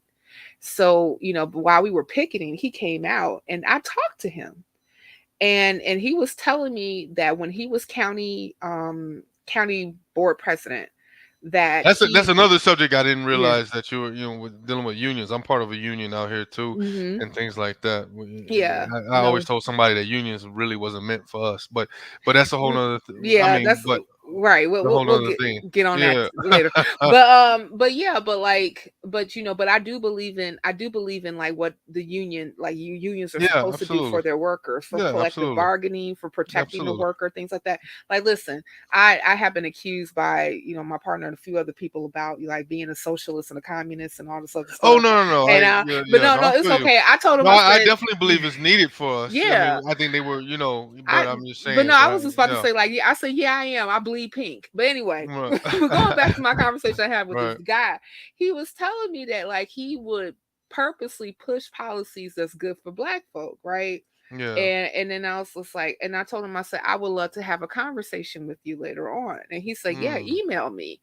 But unfortunately, I really didn't get a chance to do it because like it was a lot going on at that time. right. And so like he messes around and gets elected, and then the first thing that he does is that we're talking about migrants, and we're other immigrant policies, and they were even floating this whole thing around for the migrants specifically that Chicago in of itself was going to be paying like over 600, some god crazy Right. Right. number in help with rental assistance for 6 months for these folks. And I know personally, because like I said, I'm a social worker. Right. I knew personally black folk, freedmen descendants that was getting kicked out of their homes because they could not afford to pay. I knew personally, there is an area in Chicago, we got a few of them, where they have tent cities that are set up under viaducts.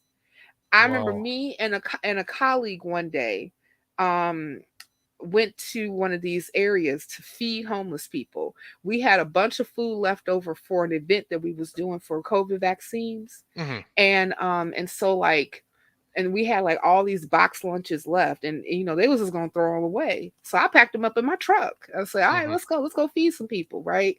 So Right. we was giving out these box lunches, for people to eat food. And let me tell you something. Uh huh. Every person in that viaduct tent city was black. Every last one of them. Damn. And I'm That like, and this is a systemic problem that the absolutely. city, I mean the country in itself, but the city has been experiencing for a very long time. So you just mean to tell me, and I understand that you got this particular population of people that's coming in, we got to do something with them. Hmm. But you got people right here that look like you, look like me, got the similar lineage, and they sleeping outside under a viaduct where there's rats that's running in and out of their tents. I saw this one man who has sores all over his body. that looked infected. I'm like, and I wanted to, I was like, can I get you a doctor or, Mhm. call that? No, no, I don't want to, you know what I'm saying? Like, Uh-huh, uh-huh. because they're afraid, to go into the system to see what gonna happen to them. You know what I'm saying? And Right, right, right. I worked specifically with patients, before in my previous job Uh-huh. trying to get them housing because like a lot of them that was the first thing that they needed was a place to stay, and the majority of the ones that was homeless coming up to me like, Miss Cynthia, I need a place to stay, was black. They were freedmen descendants. I Uh-huh. even told my colleague at the time when we was talking about reparations, and she said, well, I don't think that's something that we really need, child. She told me that. I was like, and she freedmen descendant just like me. Uh-huh. And I was like, okay, I'll tell you what. Let's take you out of it and let's take me out of it. Let's just look at our patients. Hmm. Compare the ones that are not black American. Like they're not immigrants. They've been here. They have family, multiple family, majority of them multiple family coming from the South and whatnot. So more Right. than likely they're descendants of slavery. Figure what they need versus our white patients need. Hmm. Sometimes even our Hispanic patients need. Right. And she stopped and said, well, you got a point. I'm like, Really? and so that's why I was like, like when so you giving billions of dollars away to Afghans that were coming over from Afghanistan. Like, the federal government did this. You Uh-huh, got uh-huh. all this money that you're giving to Ukraine because Russia's a dick. You get Right. all these, you put aside all this money, for migrants or what have you, and you still have not repaired the people that built the freaking country. Right. Right. And the data is so real when it comes to our position in the United States. We are at the bottom of everything except Right. for Right. one place. Can you guess what that is? Entertainment? No. No, no, no. Go ahead. Our God belief. There you go. There you go. And that leads us into what we about to discuss now, into religion. Yes. How we are so religious, or religiosity. Yes. They actually, on the Pew Research, there's actually an article that Hmm. shows. I'm about to click it on right now because it doesn't require any audio from the video. Let's see. Doom. Let's see. Short screen. There we go. Yeah, yeah, I got You got it now? Cool. it. We about to share screen. Yes. Boom. Yes. Can you see it? I see it. Yeah, Yes. yeah. So yeah. For y'all won't think I'm talking about my ass. So, African immigrants Yes. in U.S. more religious than other Black Americans and more Mm. likely to be Catholic. Mm. And right Mm. here you see a diagram. Mhm. And this was taken in 2020, so a few years Mhm. ago. Um, African born, about 54%, at least weekly, they attend religious services. Caribbean born 30%, and U.S. born 32%. So it's a from 54% to them compared to 32% us. That's Mm. a pretty big percentage, and they kind of, I think they give some various reasons, how African immigrants stand out on certain social and cultural issues, and Mhm. um, let That's me an see. interesting article. I wish I got a chance to read it before I got Right. came on. Yeah, Well, yeah, send it yeah. to me, God damn Yeah, yeah, yeah. it. Yeah. I can always do that. And then, but yeah, yeah. No, let me see something real quick. Do. Where is the boom, boom, boom, boom? Ain't true about boom. Okay. Yeah, Yeah. I yeah, would, yeah, need to read that one. But yeah, yeah. yeah, But no, but go you ahead. know that they've done polls and things like that. So yeah, the continent, Africans from the continent, in the U.S. are even more religious, than black folk. Mm. But anyhow, with that being said, let me click on. There was some key findings that I found was interesting. Oh yeah, this is where I got the Jamaican, Haiti at the top of the countries of origin for Black immigrants. Mm, You see that right there, Jamaican, Haiti, then Nigeria, then you got Ethiopia, mm-hmm. and then you got I know black Dominican Republicans. They up there at number Yeah. 5, and then Ghana, Trinidad, Tobago, Kenya, Guyana, home of my ancestors that are out of the continent. Mm, My grandfather, my mm, father's father from Guyana, right. and then you got Somalia, which they're the largest black immigrant group here in Norway. Mm, Somalia, right? mm-hmm. Let's see.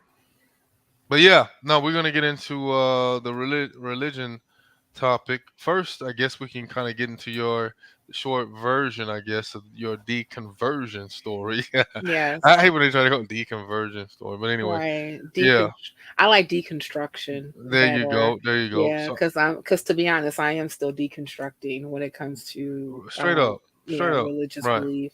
I straight gotta up. catch myself. I was doing today. I was so like I was telling you how like, my family, everybody went somewhere, right? So my family, part of them went to the beach to go have a beach day, and Yeah. my mom is at a church picnic with her pastor and whatnot. Okay. Okay. And and I'm here on the Real Nordic Black with you. That's what's up. Yes, that is what's up. Please, please And click like, subscribe, subscribe. all You that, know all that. all that. Love Right. the plug. You Yes, know. yes. Maybe one But day you'll give me a jingle. One day you'll give me a jingle. You know. jingle, jingle, jingle. Right. Yeah, we'll work on that. We'll work on that. But yeah, Yeah.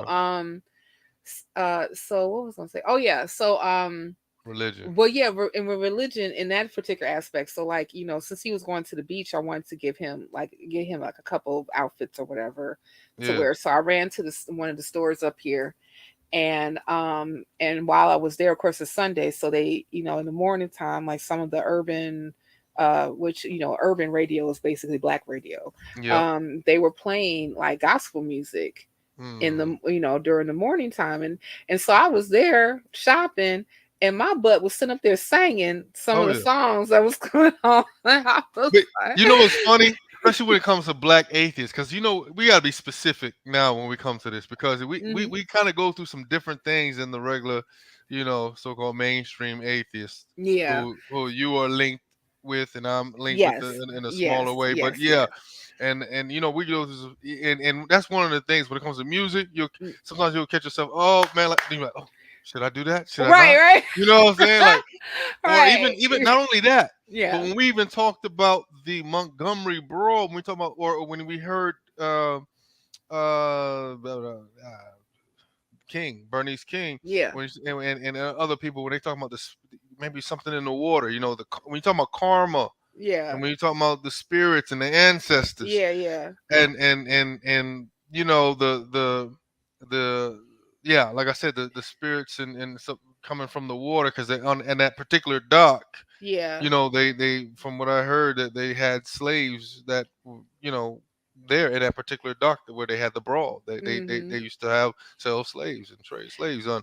And so when I hear not only gospel songs, or even the blues, Mhm. and certain things when you talk about the soul and all these things like that. Mhm. So like I said, at the same time, yeah, it's a man being a black atheist, man, because it's like even though I'll present books that talk about the soul, and that maybe it's not real, it's all a part of your brain and all that, and Yeah. then when you It's a yeah, property of your brain, right, basically. right, Yeah. right, right, right, Like right, when we talk about consciousness and things of that nature, like right, all right, those are right, just like, right. properties of your brain. And then you have people talking about different, in the black community, different frequencies and energies and all these Yeah. things like that. Yeah, So more woo. This woo. right, right, But right. but yeah, And then, I mean, speaking of, or that hoodoo, if yeah. you heard of that, Yeah, yeah, yeah.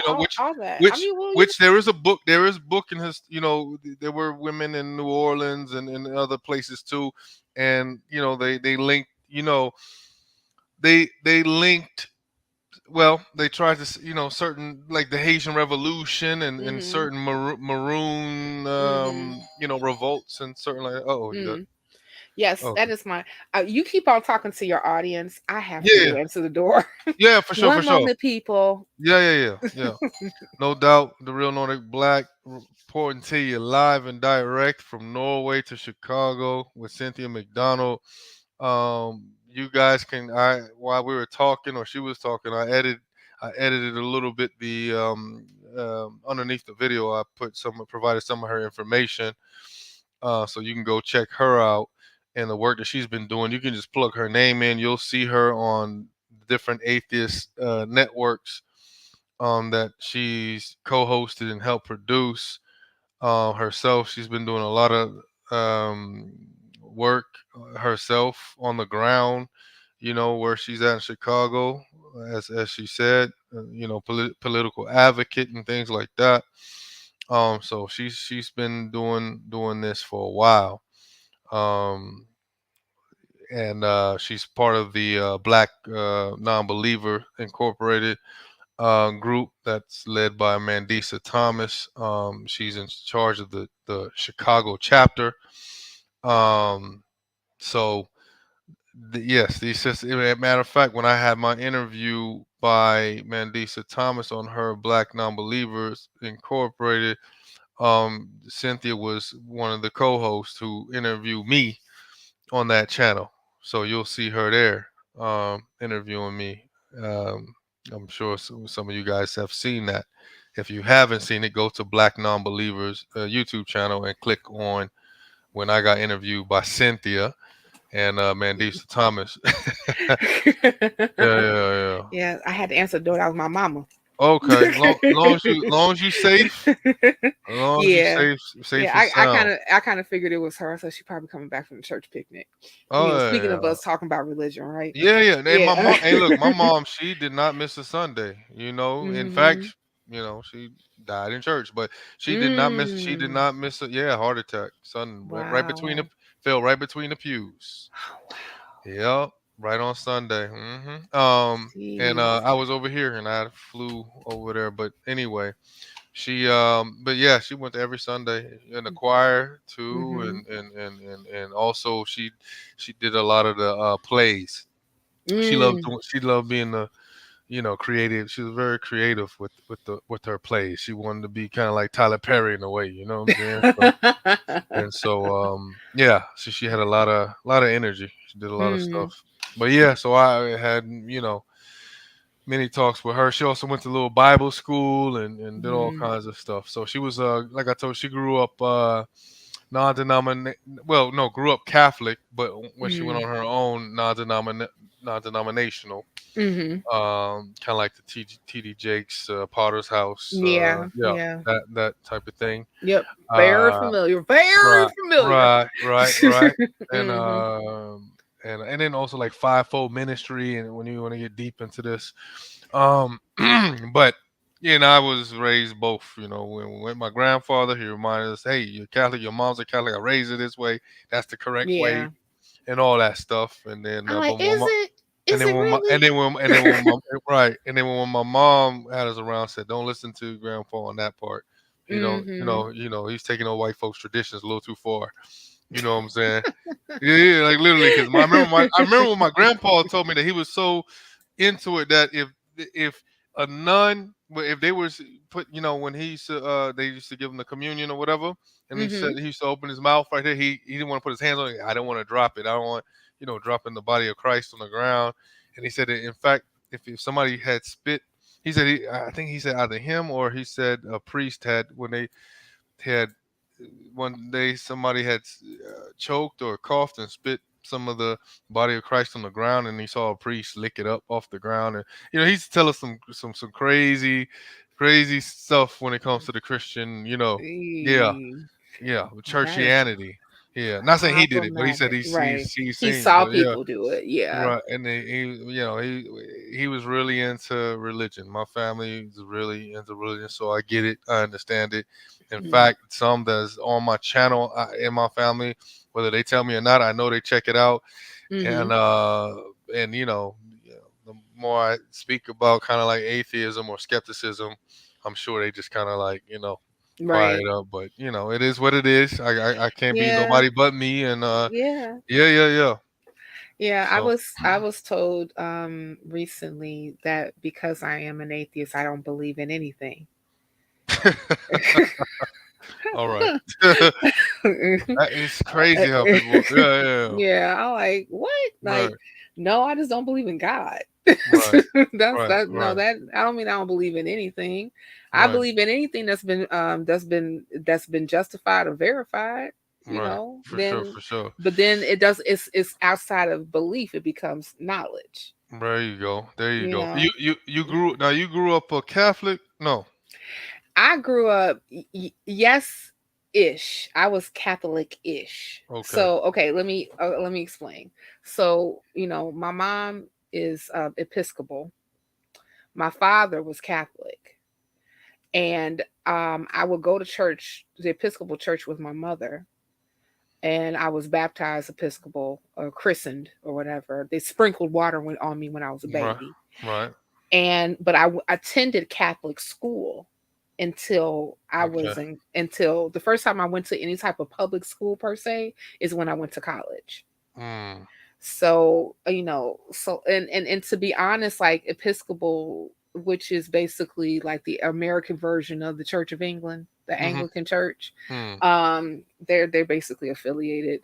Right. That their services is really not that far apart from one another, Right. and they Right. just have like some differences. Kind of like Lutherans are Yeah, pretty yeah, kind of like close. Lutherans, Yeah. Methodists, Yeah. Episcopals, Yeah. They're like pretty close. Presbyterians, Yeah. like Yeah. all of them are Yeah. pretty close. But well, because like all of them came from the Catholic Church anyway, so there you go. Right. Yeah. But I think that like they're the only differences in from Episcopals versus Catholics is that we don't transubstantiation, like that Okay. where like there is the belief that once the priest says his magical words over the bread and the wine, that it magically turns into the body and blood of Christ. Right.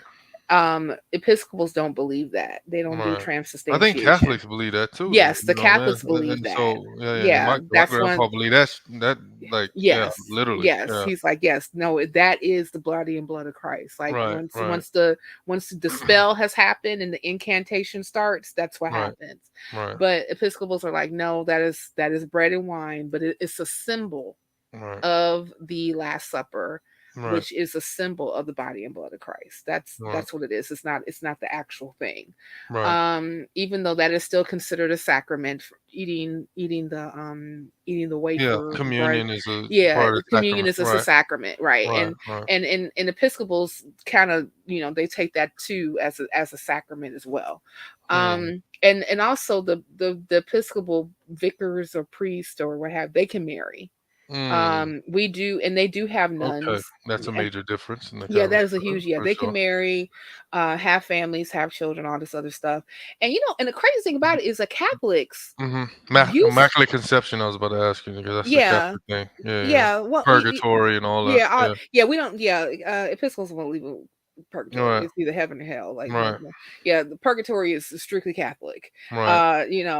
Which is so cherry picked, but whatever. Mm. Mm. But like they, the crazy thing about like Catholics specifically is that their priest, that is a newer inception of the Mm. Catholic faith. Like when they first started, priests could marry, they could have families, they could have children, all that stuff. I think I want to say like in like the 6th or 7th century, something to that effect, Mm. is when it changed. Right. Right. To be more like Paul or whatever. But no, before that they can marry, Right. anyways. So there you go. Mm. But other than that, not And that much difference. right now, you when did you notice? How old were you when you noticed that you were starting to be Doubting. skeptic? Yeah, doubted and Yeah. skeptical. When you and then or when you kind of really the time when you really kind of confirm, okay, now I'm walking away from this Right, here. I'm right, not doing this. right. So I would say it first. I had to start like when I was in college, because when I was in college, I was I was more involved with like gospel music because they had like a gospel choir on campus. You know, Right. I always loved to sing, so Right. I Right. Right. joined. And those kids, you know, mostly being Black Damn, but you say Americans. so. So when you was a teenager and when you was young, you ain't question the faith that much, or You that, know, you know, I had because a lot of people, questions. a lot of people be giving me these stories when they in college and these perfect Yeah, moments and shit. And I yeah. felt like I was the only one that said, "Well, shit." When I was a kid, I kind of already noticed this, and I Well, had questions. I kind of bought into the woo growing Right. up, and Right. I think that part of it may have been like, you know, because like being part of like the immigrant family, Right. on the, you know, on my mom's side, Right. that, you know, there's like a lot of talk about Duppy and The ghosts, big y'all. conqueror. Yeah. Where's she? Yeah, Is she? ghosts, y'all. Where's she from? Is she Bayesian or Jamaican or what? Jamaican. Okay. Yeah, Gotcha. Jamaican. Cool. Cool. Yeah, Cool. and so like, you know, we would hear about Duppy Yeah.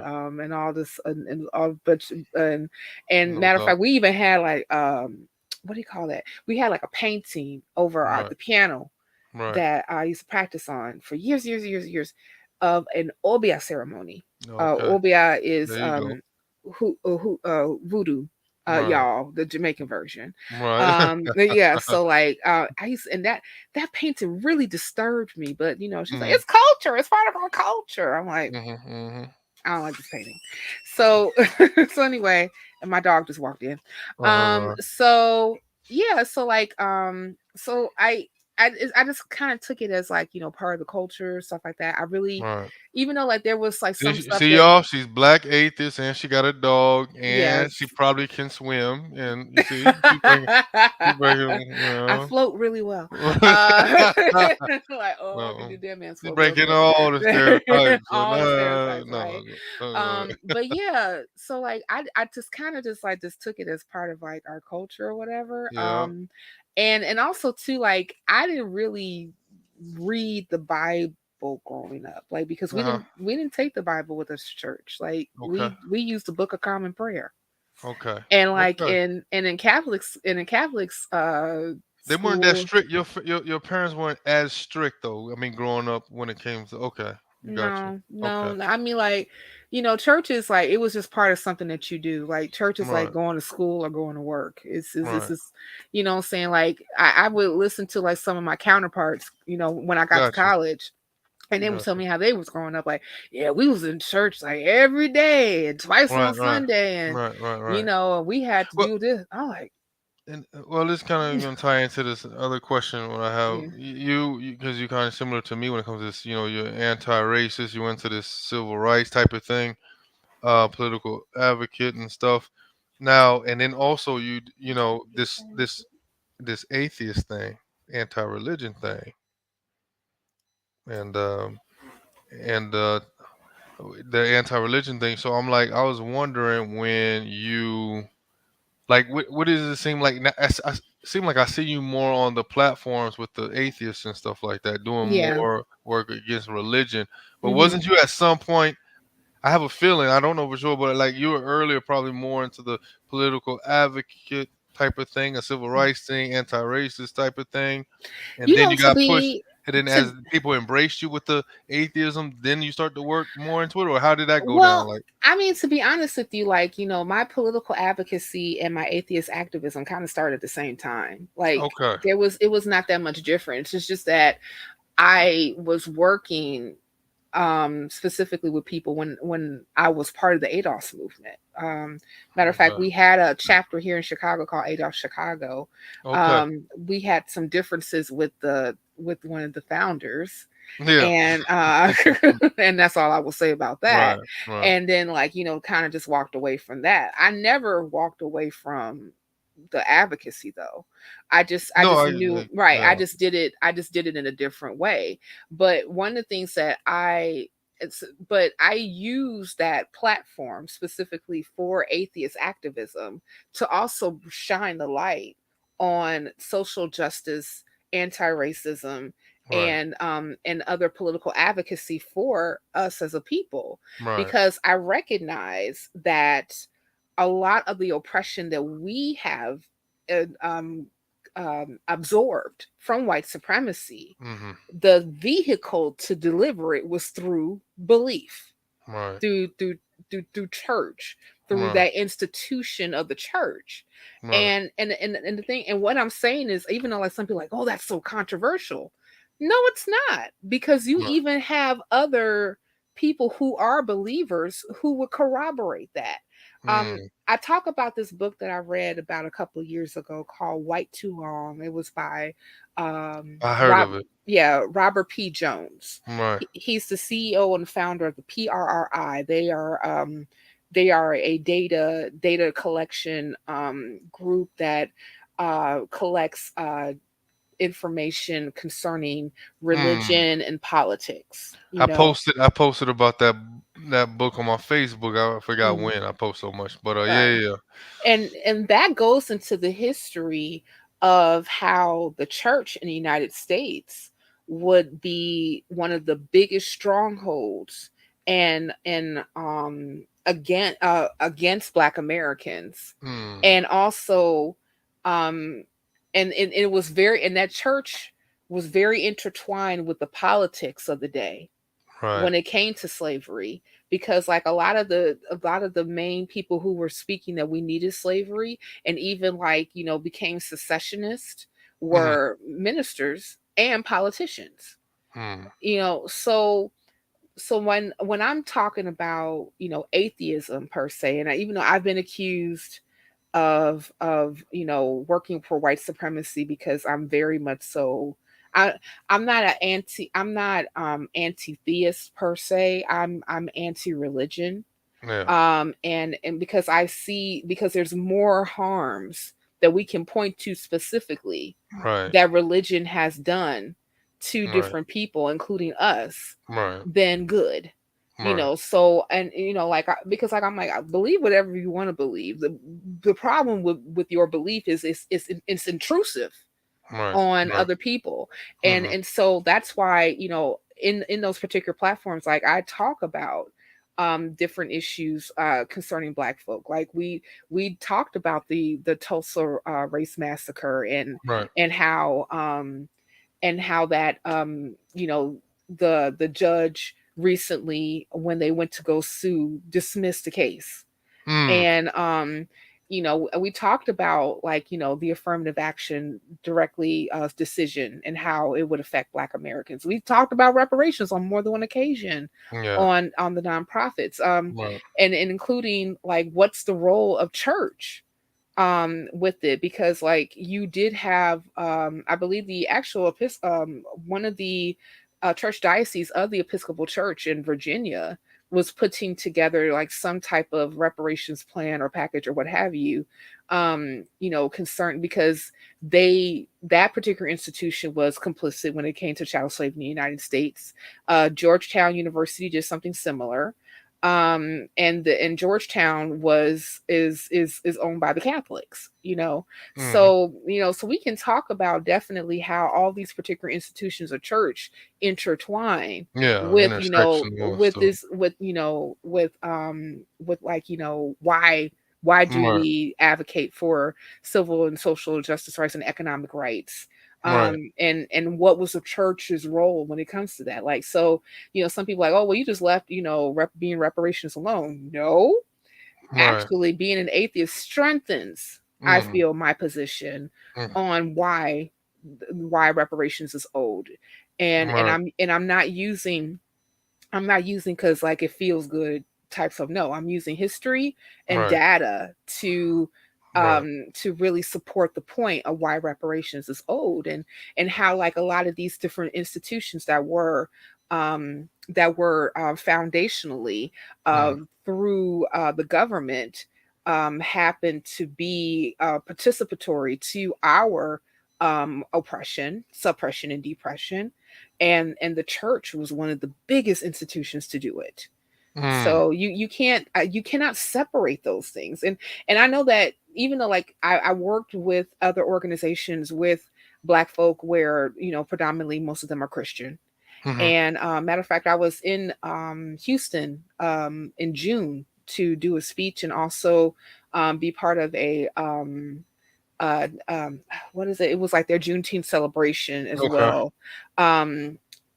For the other organization that I work with from time to time, the Mm, NASD, and the National Association of African American Slave Descendants, and they and it's like when we were doing like the town hall, like they broke for for food and what have you, and they said, okay, well, it's us as black folks, we pray. And I was like,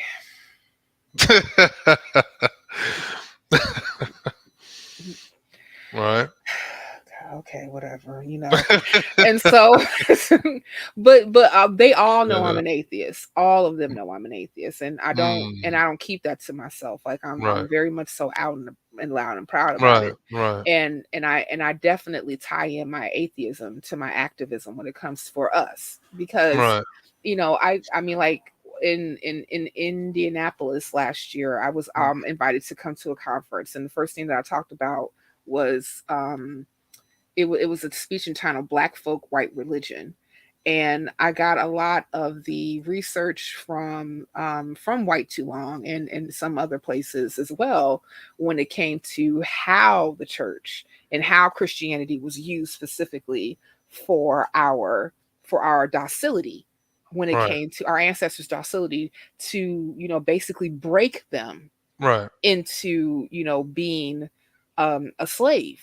Hmm. And like there was this whole thing, and even like before that, I did another speech in Houston, and also at the Women of Color Beyond Belief conference in Chicago, Uh-huh. about reparations from a secular perspective. And I talked about how um different parts of the slave Bible specifically Hmm. took out any parts about liberation, because they did not want to rile up the African descendants who happened to be enslaved at the time, with giving them any thoughts about freedom or justice or anything like that. Like, so like a lot of the Exodus was like taken completely out. A lot of Yeah, like a lot of the Old Testament stuff was taken out, but Paul's Right. letters were there, especially when why the whole like obeying your masters as it is fit in Hmm. the Hmm. Lord, They and have like also, something called a slave Bible, huh? yeah, the slave Yeah. Bible. Yeah, they Yeah. yeah they took out anything that had to do with any type of Right. liberation.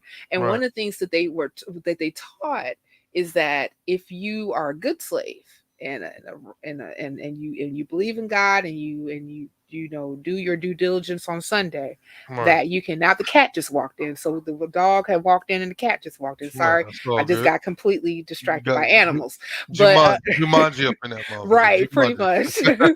So it talked about, like, you don't have an earthly reward, your reward is in heaven. you know Right. so, like, that's why you have like that I got a robe, you got a robe, all got children Hmm. got a robe, my Lord. When I get to heaven, I'm gonna put on my robe, I'm gonna walk all over God's heaven, my Lord. That type of Right. stuff, you know what I'm Right. saying? Right. Because that is what was taught to us, that our liberation was going to come through our belief, not necessarily through any type of justice movement. And Right. I would even hear, and I have been argued too, that if you that through the teachings of Jesus and the gospels, and also abolitionists who happen to be Christians, was led us to chattel slavery being abolished. I was Mm. like, no, no. A lot of our efforts. Right. Yeah, like, no, Right. it Right. was a I've civil heard that. war. It's one of Yeah, those no, it points. was it Yeah. was but it's kind of interesting, specifically when you talk about the abolitionists who happen to be Christian. Mm. I read the autobiography of John Brown, and it's a long book. It's Right. a I seen the I seen the movie with Ethan Hawke. Oh, really? Yeah, yeah, yeah, yeah. Yeah, Yeah, yeah. they had a movie. They had to make they had to make any white man that's trying to save black folks in the way that he did. Hmm. they had to make him seem real crazy and stuff like that. Of course, you know. Yeah, But well, go ahead. Well, I know but he had a little bit of it, yeah, but yeah, but go ahead. he was a little radical. A little Yeah, John yeah, Brown was yeah. a little For radical, sure, for sure, for but sure. and he said that it was his Christian belief that actually radicalized him and really Hmm. fighting Right. against the institution of slavery. Yeah. But but I found it very interesting that his father was also a preacher, Hmm. also was not, was an abolitionist himself, or Hmm. he didn't believe in slavery, Mm. but none of them used the Bible to justify their position. Like Mm. none of them did. They it was more so like, well, Jesus taught love, and Jesus taught loving your neighbor, and Paul said that there's no male nor female, bond nor free, nor Greek or Jew, or any of that. Like, we are all one in Jesus Christ. So they use those particular scriptures in order to kind of bolster their position, but none of those scripture specifically says that slavery was evil and it should be abolished, or God hates slavery. Like, in actuality, the Bible endorses slavery. Mm. It does not come against an institution at all. I mean, Right. I remember, like, when I was on Talk Heathen, and this one guy called in and said, like, Jesus said things, and that's the reason why we don't have slavery today. And we asked him the Huh. question, well, why didn't Jesus speak against slavery while he was preaching and teaching through his 33 years on the earth? Right. And he said, well, he couldn't, there was some things that he couldn't say because of government things. And I'm like, he couldn't say it. He said other things against He's that. right. Right. I was like, he couldn't. I was like, how could he not say he couldn't speak against slavery? He Right. was God in the flesh, according to John. Right. So, Right. well, how come he couldn't do it? So that's all. All that is malarkey to me. Right. Right. Yeah, yeah, and that's why I was just like, I really, I really believe. There goes, I'm using that word believe again. Hmm.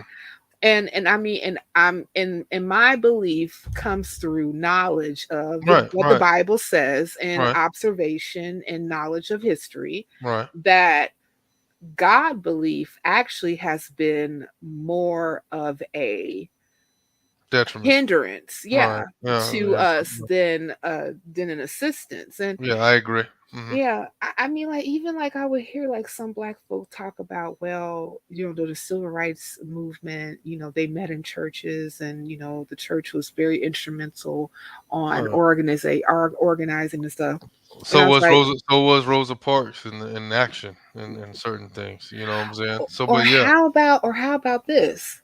There were more black churches that were against Dr. King than for. I believe that for sure. Yes, there was Absolutely. And white there because was and white folks wasn't so accepting of Martin Luther King like they are of him today. Straight up. no, Even he even was, even even Jane Elliott mentioned that because that's the thing that changed. Uh, yeah. when his during his assassination, she even remembered those times. You know, and Mhm.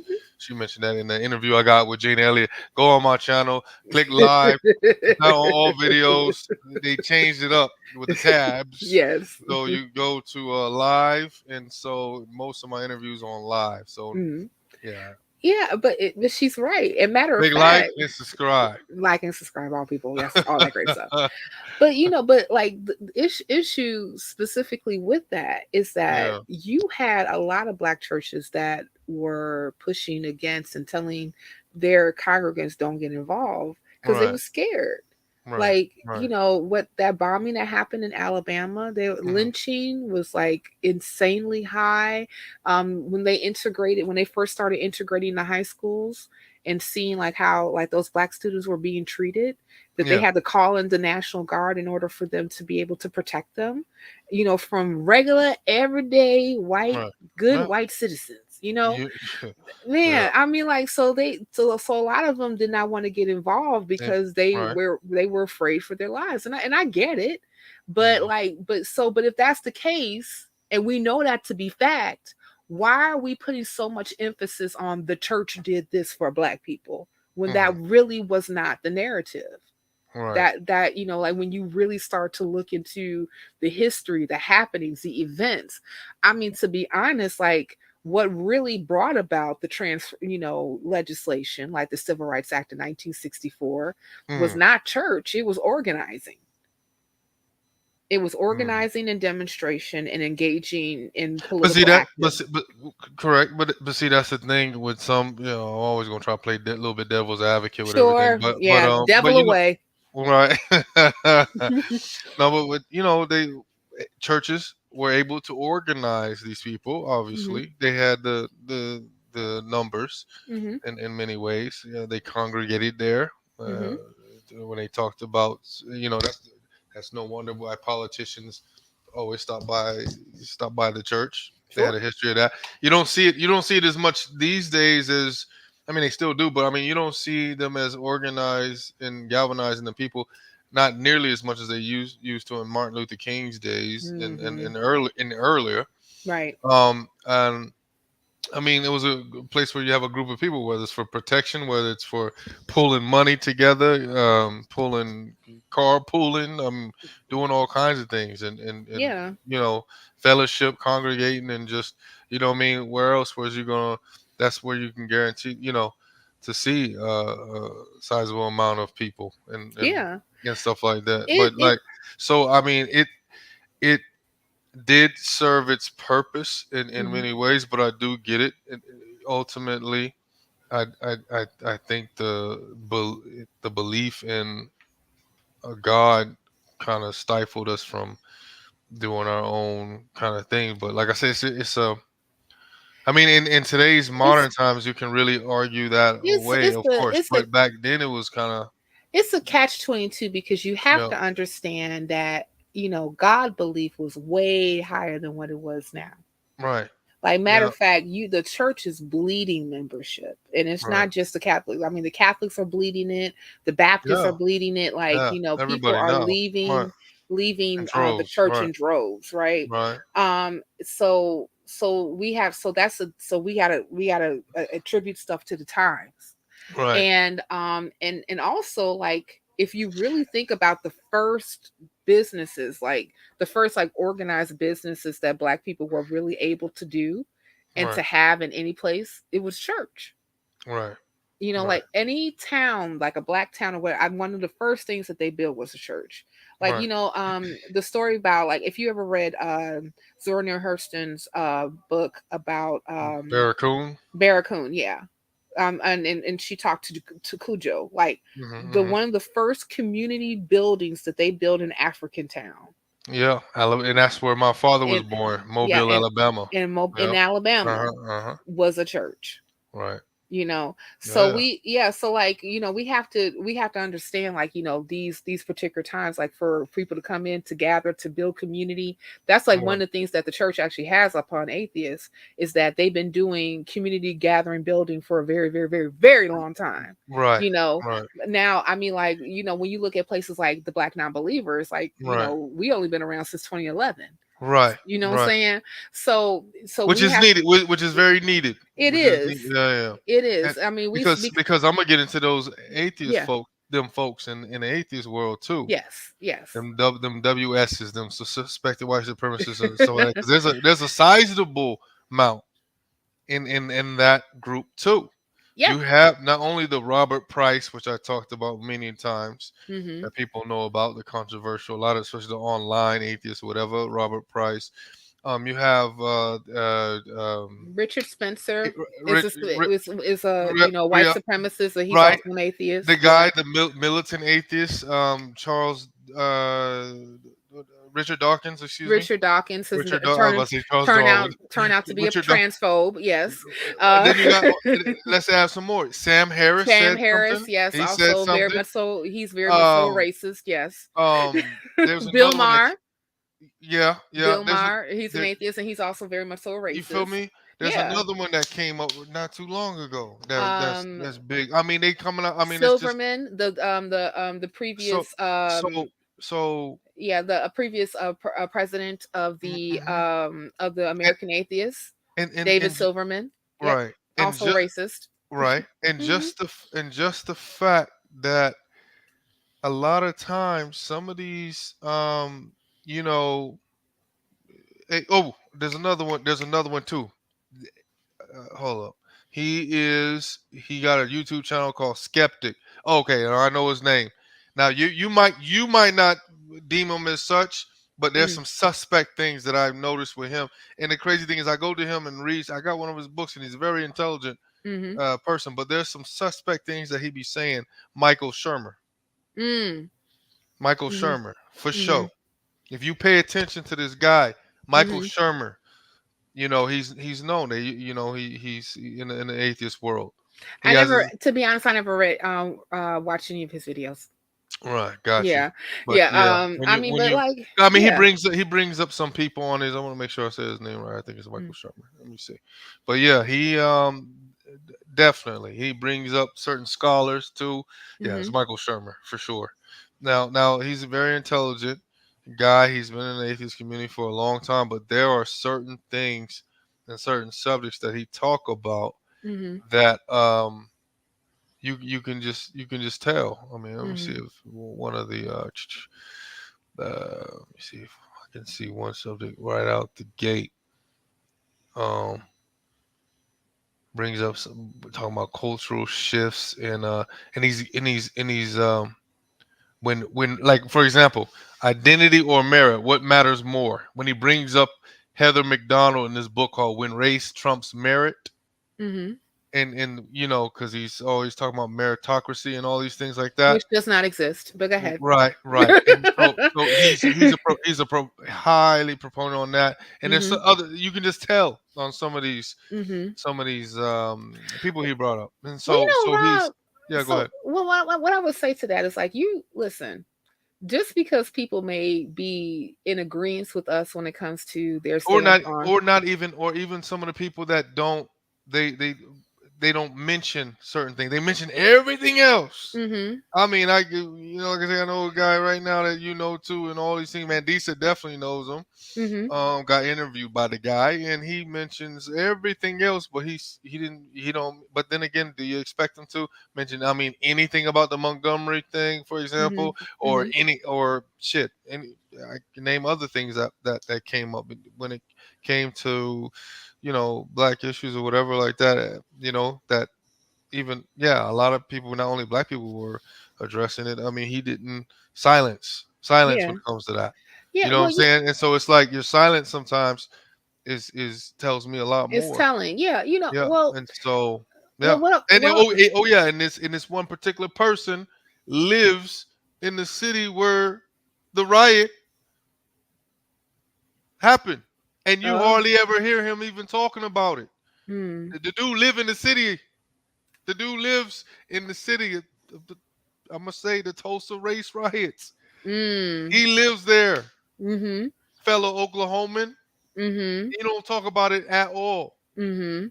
You feel me? I think I know who you're But see, talking about, but I we're know I know I but I ain't gonna yeah, say the but name right now. But I'm just yeah. saying, like that's the thing, and it's like Well, it don't you know what I mean? Like what I was gonna say is, and I don't think he I ever because I've been watching. I mean, ever like when it yeah. came, nah, I haven't Well, hardly.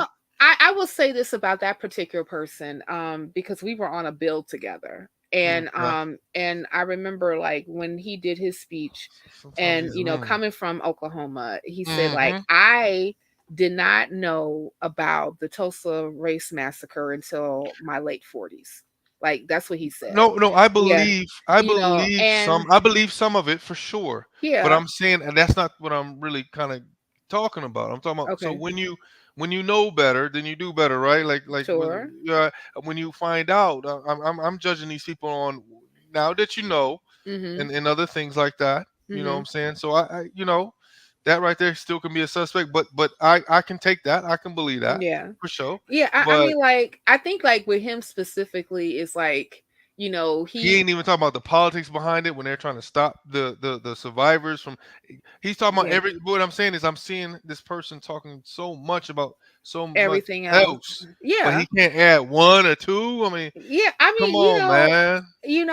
I okay, so like, and And I'm and not then and, trying to and and that hold leads on, in, I'm Rob, hold because on. that leads gonna lead me into one other subject. I didn't even get a chance to answer the other question No, that you was talking about you going previously. no, you gonna answer it. Okay, so we'll come back to that. But let me, Yeah, but we named all these particular but we ain't atheists. really. Yeah, yeah, Yeah, yeah, we name all these other particular atheists that are, yeah, yeah, like yeah. That that are that known. whole Yeah, that are problematic, right?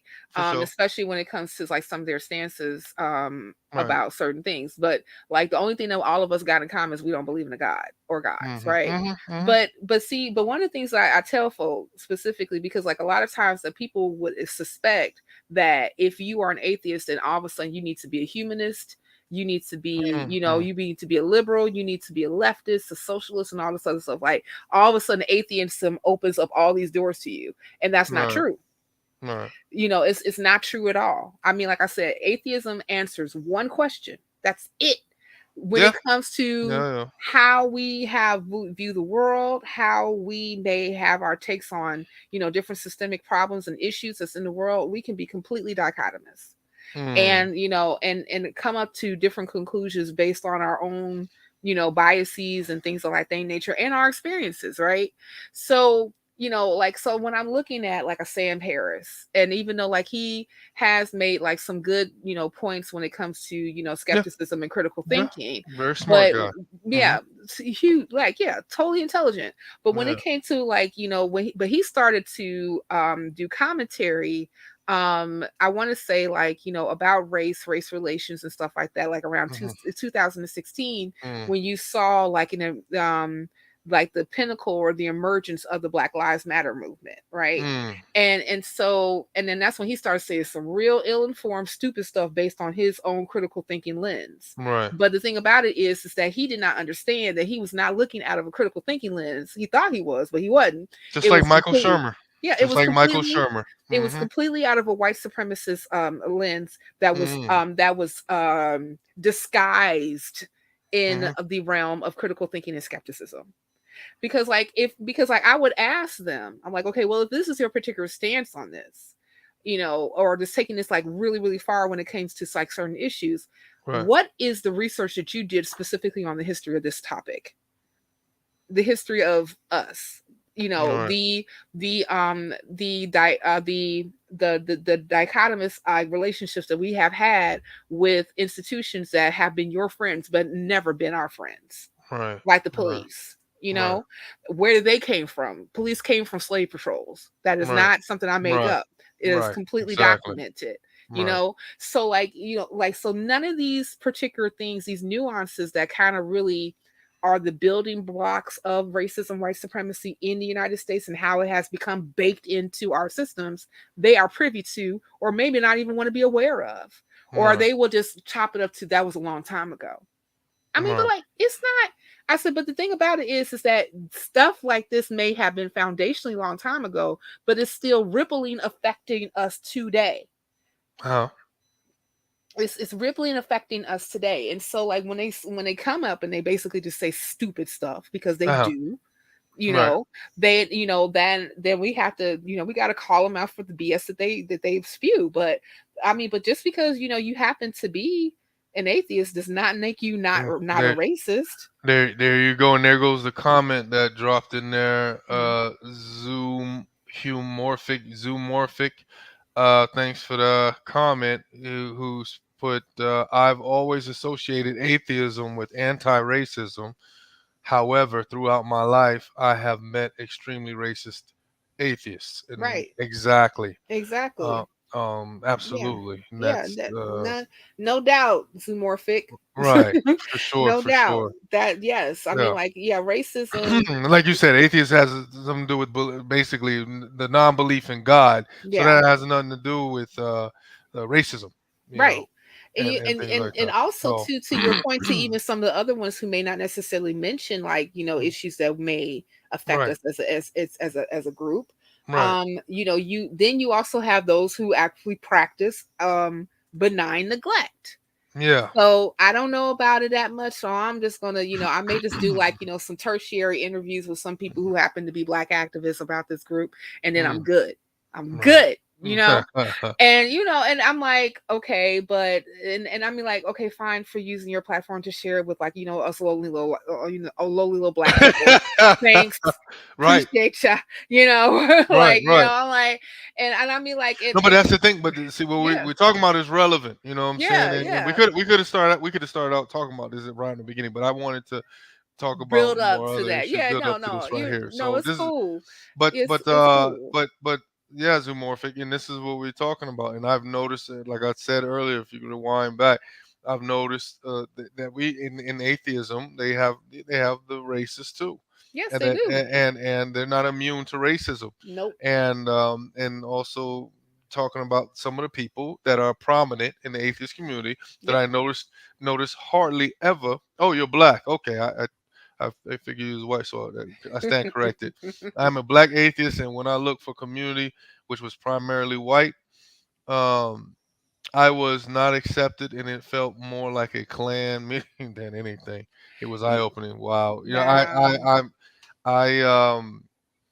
I think I can relate somewhat to that. Yeah. And like I said, there was some prominent. I noticed a lot of things in the atheist community myself because Mhm. I kind of came late in the game on this, and Yeah. I've learned and I've seen some of the people that I've found very intelligent, Yeah. very smart, and very critical and very skeptic. Yeah. And they brought up other issues when it comes to politics and all these other things. But then when it was certain things that came off kind of anti-blackness, they're kind of mum on the subject a bit. Yeah. They don't really say that. So and Yeah. that kind of like it hurt me a bit. You know what I Yeah. mean? Yeah, And because like you know, when you come into like some of these spaces, like and especially like they'll be mum on our subject, but then they'll throw you they'll have you jump out the window when it comes to other subjects hmm or with other marginalized people. They'll yeah. have you taking a charge, and then sometimes you'll see black folks kind of jumping out the window, going extra hard hmm on transphobes or other type of people. They going like extra more than the people that platform that they share sometimes, and hmm you won't see them kind of even mentioning some sort of anti-black situation at all. Well, and Um, like but and and I what want to get into that what I just said yeah. the transphobe thing because I just want to ask you a question, but Yeah. we'll finish this point. hmm No, go ahead. Say what you're gonna say. I'm No, sorry. no, I was just gonna say, like, we talk a lot on the nonprofits about LGBTQ issues. We do, Hmm. and I mean, like, and I choose a lot of the content too. I think it's important to talk about because this is the only group that actually does not have like real laws as a protection group. They can be taken away at any time. Uh huh. They're not a protected group. So, and we see like actual overt laws that have been written to marginalize, trans people, LGBTQ people, things of that nature. And even with my previous job, I was working specifically with the LGBTQIA plus community. But I also understand that there is an intersection with people who happen to be part of that community that are also freedmen descendants, black descendants, chattel slavery, because like they have not only that particular historical issue against them alongside with being queer. And so since we have both of these particular issues, like how do we deal with that, which would make sense. But at the same time, to your point, is like, okay, well, we even though like I don't have any issues with talking about like the dangers of some of the rhetoric that has been said or spewed about LGBTQI people.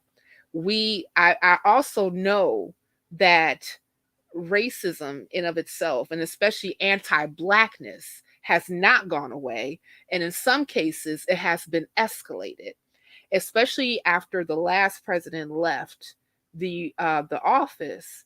Is his presence basically unveiled what was already in America. which is an anti-black nation. And what his particular presidency did was just embolden the white supremacist racists to be even more overt in their racism, you know? So we cannot ignore that. And we still can't ignore that we still experience black folk, foundational black Americans, freedmen descendants, and American descendants, child of slavery, etc., etc., etc. Us, that we still experience hate crimes in the 60 to 70% across the United States, more than any group of people. And that's why I made it purposeful that when there's issues that come out that talk about us, they are going on the nonprofits. They are going on platforms that I'm at, because I'm not letting that issue go. Like, like, yes, we can talk about anti-queerness. We can talk about, Asian hate or whatever. We can talk about all that. But we're still going to make a point to talk about anti-blackness and the historical references when it comes to anti-blackness, because it's very much so real, and it's very much so ingrained on how America does business. You dig? You muted, my friend. You muted me, yes. Dang. Cool, cool. Did you mute me? No, how am No. I gonna mute you? No. You conducting. Or am I? I think. You know, this is the video we gonna watch. No, it's all good. But yeah, no, that's a segue Hmm. into what I was gonna get into about the what I noticed on the in see if you notice on the atheist, how can I say it? I'll just say it out loud on Hmm. some of the that ties into what I said when I didn't notice certain when there's anti-black thing incidents or something like that. I don't notice them as much talking about that, or Hmm. even some of the people on certain panels on Hmm. certain shows. They Hmm. don't they the way they respond and talk about certain things that they're not um read up, they're educated on a certain subject Hmm. very well, whether it's reparations, whether it's affirmative action, you Hmm. name it, Yep. and the way that they respond and things like that. Yep. And Yep. because that they're atheists, I'm kind of, I was expecting for them to be more, you know, read up on our issues, since Hmm. you see them so heavy on the trans topic, the Yeah. LGBTQ topic, which Hmm. I'm for. I'm not for anybody being oppressed at Right. all. Sure. But and like I said, I came late to the game, so I at times seem to. Do you feel that the LGBTQ agenda is being pushed? Now I'm asking you harder than most other subjects when it Mm. comes to the atheist community? Um. So that's a very interesting question. Yep. You wasn't And expecting me for to ask you that, huh? You no, probably no, was. it wasn't. No, I don't Okay. have a problem with you Yeah, asking yeah, that yeah. question. Yeah, yeah, yeah, Yeah, because like that's why I was saying previously that, yeah. you know, But you know what? I think it reflects life too. It reflects a lot of yeah, other things too. So it's there now. Like, like yeah. like there. Okay, so this is the issue specifically, is that, Hmm. you know, gay gay rights and trans rights have been pushed into the media like hard Uh huh. because of overt um laws and actions that we see from government officials Uh huh. when it comes to, marginalizing these groups of people. Like, like Florida is the epicenter of, like, don't say gay. Right. You have anti-trans bills and laws in Texas, in Yeah. Iowa, in Missouri, Right. in, all these different places. Or either they were voted into law, or they've been pushed by specifically the right, or GOP Republican officials when it comes to their constitutions. So, and a lot of it is because like being queer is more accepted. Right. We know, yeah. And I didn't. I want you to keep that train of thought because Mhm. this comment to Mhm. speak on what Cynthia has said. I am a black lesbian. I have experienced the most vicious racism from white lesbian women Yes. and the white LGBT community as a Yep. whole. I still Yep. have racial PTSD Yeah, from it. I was going to get to You that. know, I know you are. Yeah, I was going to get to that. Thank you for that, Zoomorphic. zoomorphic. Yes. Because also I had a guy. He contacted me, and I think I'm gonna get him in this group of people that he said he's a black homosexual gay guy. He wanted to see if I can interview him or bring out, you know, somebody that is gay that's going to talk about the racism within, homosexuality, LGBTQ community. He's a Yes. black guy that's gay, Yes. and he wanted to talk about that. Yes. And he and from his perspective, he's saying they're more racist than heterosexual. And so he wanted, so I like to try to bring people from different kind of having different perspectives Perspectives. and stuff like Yeah, that, rather than the same old that you see when you go on certain things, certain mhm, platforms. You can, yeah, you're gonna see certain priorities and certain issues that they're always gonna bring up. But mhm. then later, sometimes if you do your research, you find out why. Yeah, I mean, You find but out why. That's all I'm gonna but you say. but you know like You know? okay, but to Zoomorphic's point, and like let me Yeah, just finish this, and I'm actually going to talk specifically about and for sure. anti-blackness in the All right. LGBTQI I'll, community. I'll um put. I'll take this off, but you'll remember that. Yeah. yeah, I remember, because like no, Yeah. I've experienced it myself, especially working in this in that particular space. Right. So so like yes, we do have like overt laws that are coming out now, um that has been, that's like overtly oppressive to that particular community. So yeah, we Right. should talk about it. Most Especially definitely. because like a It's not, lot of and that is it's not getting talked about by most of these atheists that share these panels and stuff like that. no, You we know that, not directly, not like the no real, they not like the real Nordic Black. That's why I said come to the real Nordic Black channel, click like, subscribe, share. all that. Remember it. All that. I know I ain't the best interviewer, but damn it, I be hitting up some subjects that most of y'all do not like to talk about. Yeah, Real but talk. like all this stuff is very much so relevant. So Yeah, like yeah, like all that stuff, it should be we should be discussing it, because like now it's for becoming sure. to the point where it's like law.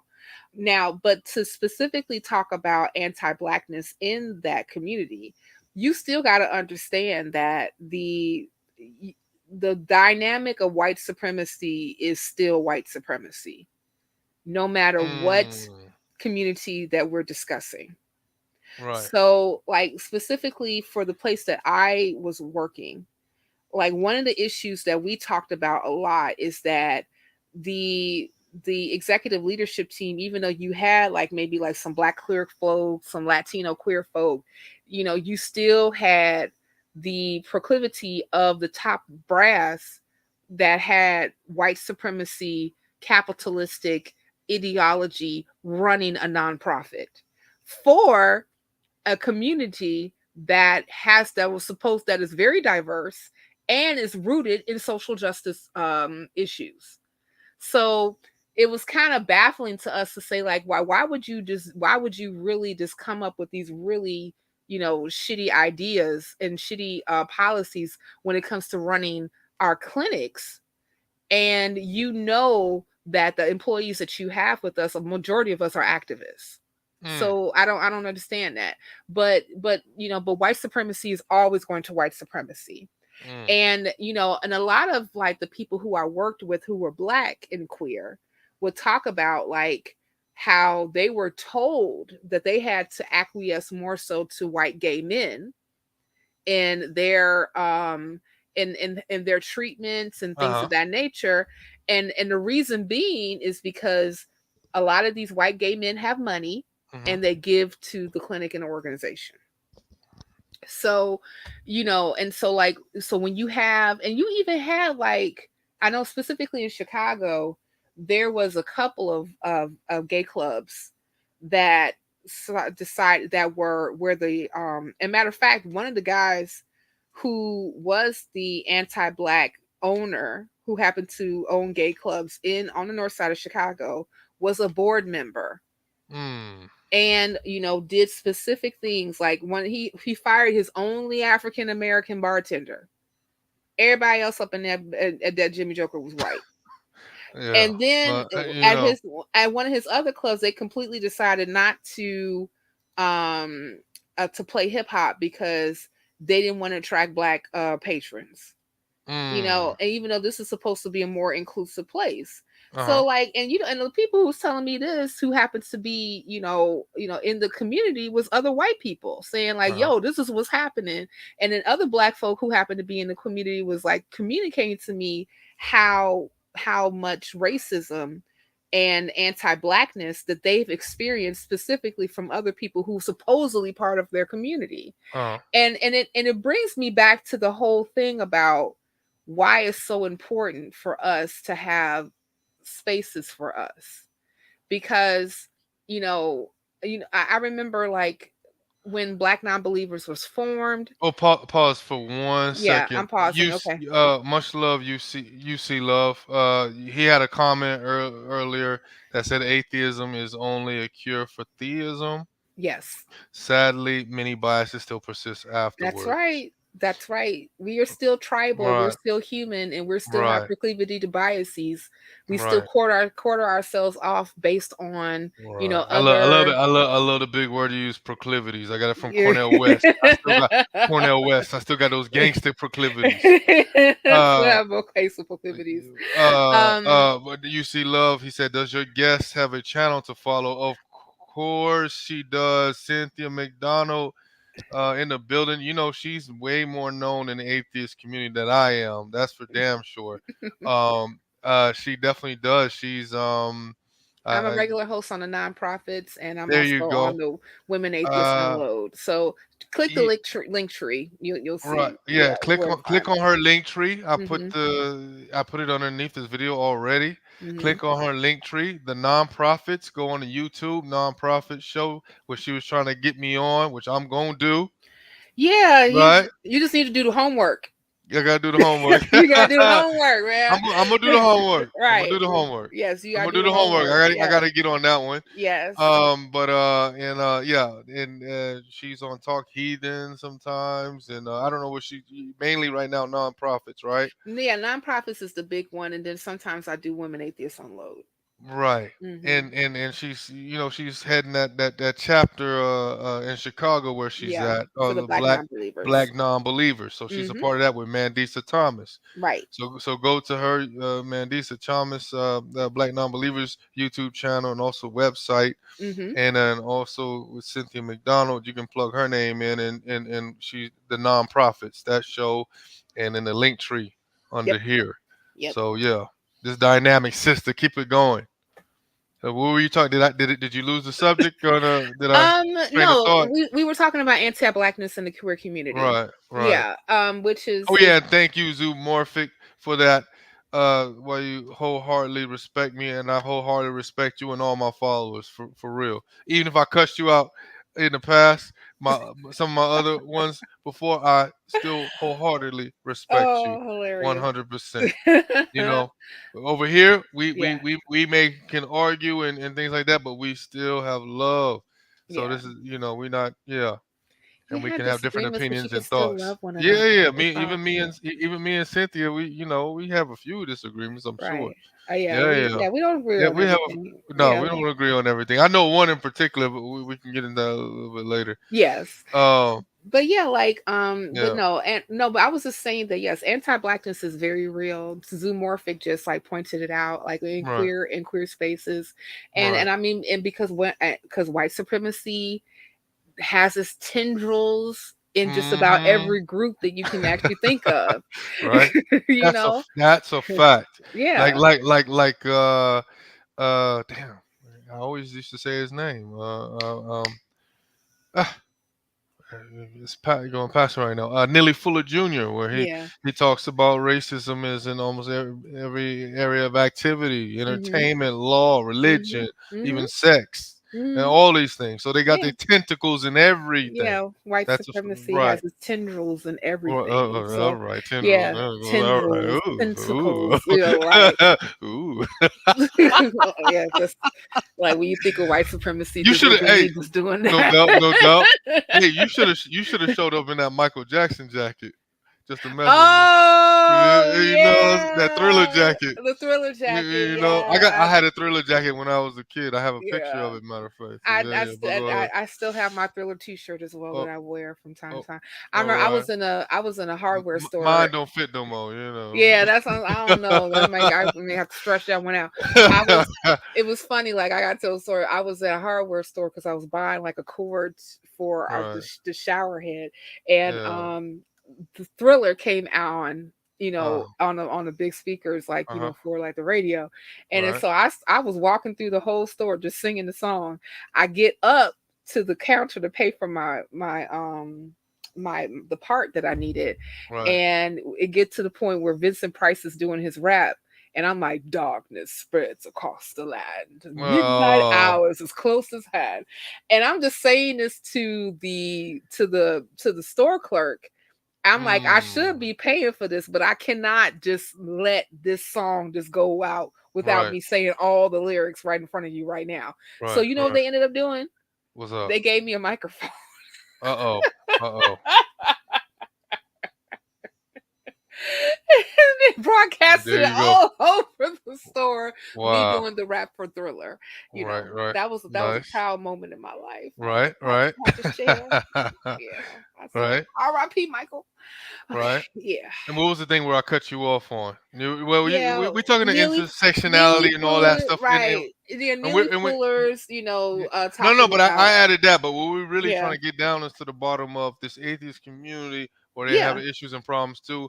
And then we're talking about how we it feels, and I've seen and I noticed that that which they should they Mm-hmm. always address every subject. And when I just mentioned the LGBTQ community Mm-hmm. agenda or whatever, I know their agenda in a lot of the atheist online communities, how that kind of is front and center compared to other issues and subjects, Mm-hmm. for sure.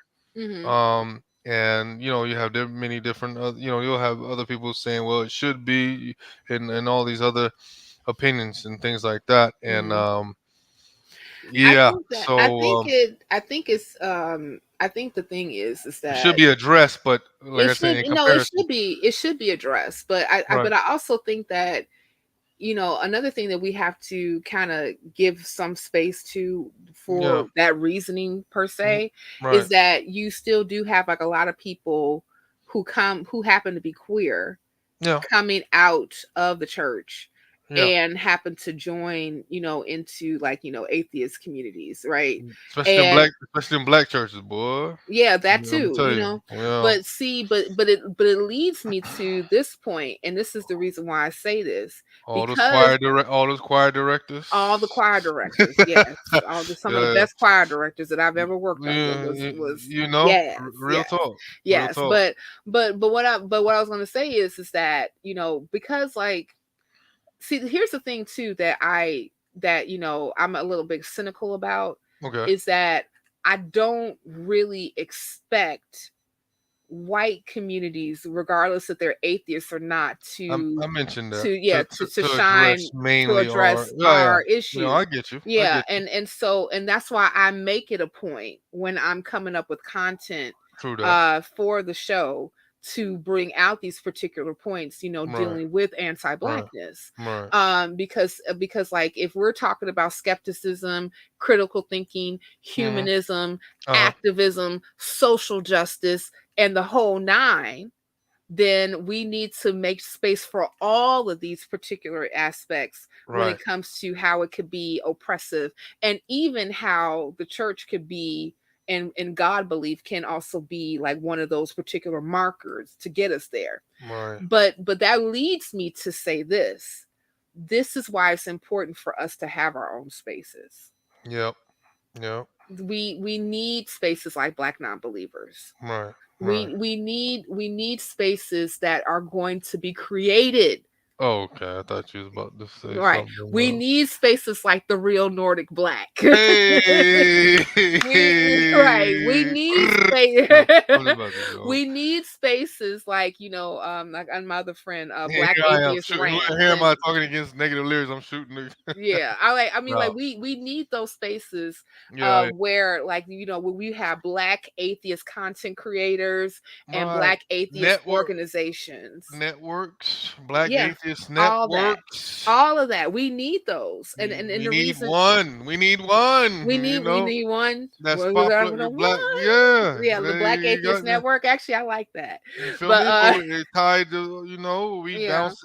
And Yeah. okay, okay. See, you Hmm. got I've been my saying brain. that. I've My been brain saying that. is going off. Yeah. Okay, the Black Atheist. I like Oh, that. right. That Okay. I mean, I try to do what I can, but Yeah, I little like old that. me, I'm I jumping on. I'm I trying to like jump on that. Afro Atheist channel and a few others, and I you we're trying to, you but know, yeah, but like no, but like Phil. and some of y'all got more expertise in doing it, so I'm like, I like yeah, that. No, I like yeah, that. We'll talk offline about right, that. right, right, Record. Yeah, but uh, no, but those spaces are so necessary, right, because like I remember like maybe like a year or two ago, my friend Jenna Mew uh-huh, made a video with Black Atheist Rants when they were talking about mhm, what it's like to be Black atheists and the Black atheist experience. And you had white atheists actually commenting, saying some real slick stuff under right, there, saying like, why do you need a Black space and all. right, And we like, really? And yep, I said, you know why? For people like you, yep, for stuff like this is why yep, we need these spaces, because yep, you all come out of church or wherever you come from, and you find other white atheists to create communities for safety and for yep, people who think and talk like you. Okay, yep, that's why you form these particular groups. yep. Nothing wrong with it. And you know what's so crazy? We talked about the stats and so we have qualitative, quantitative information out there. Yeah. And we're talking about atheism. Hmm. Now, what other group do you think needs the most help when it comes to getting out? The most religious group in America Hmm. is Black folk. Yes, it is. So, and we don't have our own network and so many platforms on it. You know what I'm saying? And so you have these other so-called mainstream atheist uh, networks, and their targets are other groups, which is cool. But Mhm.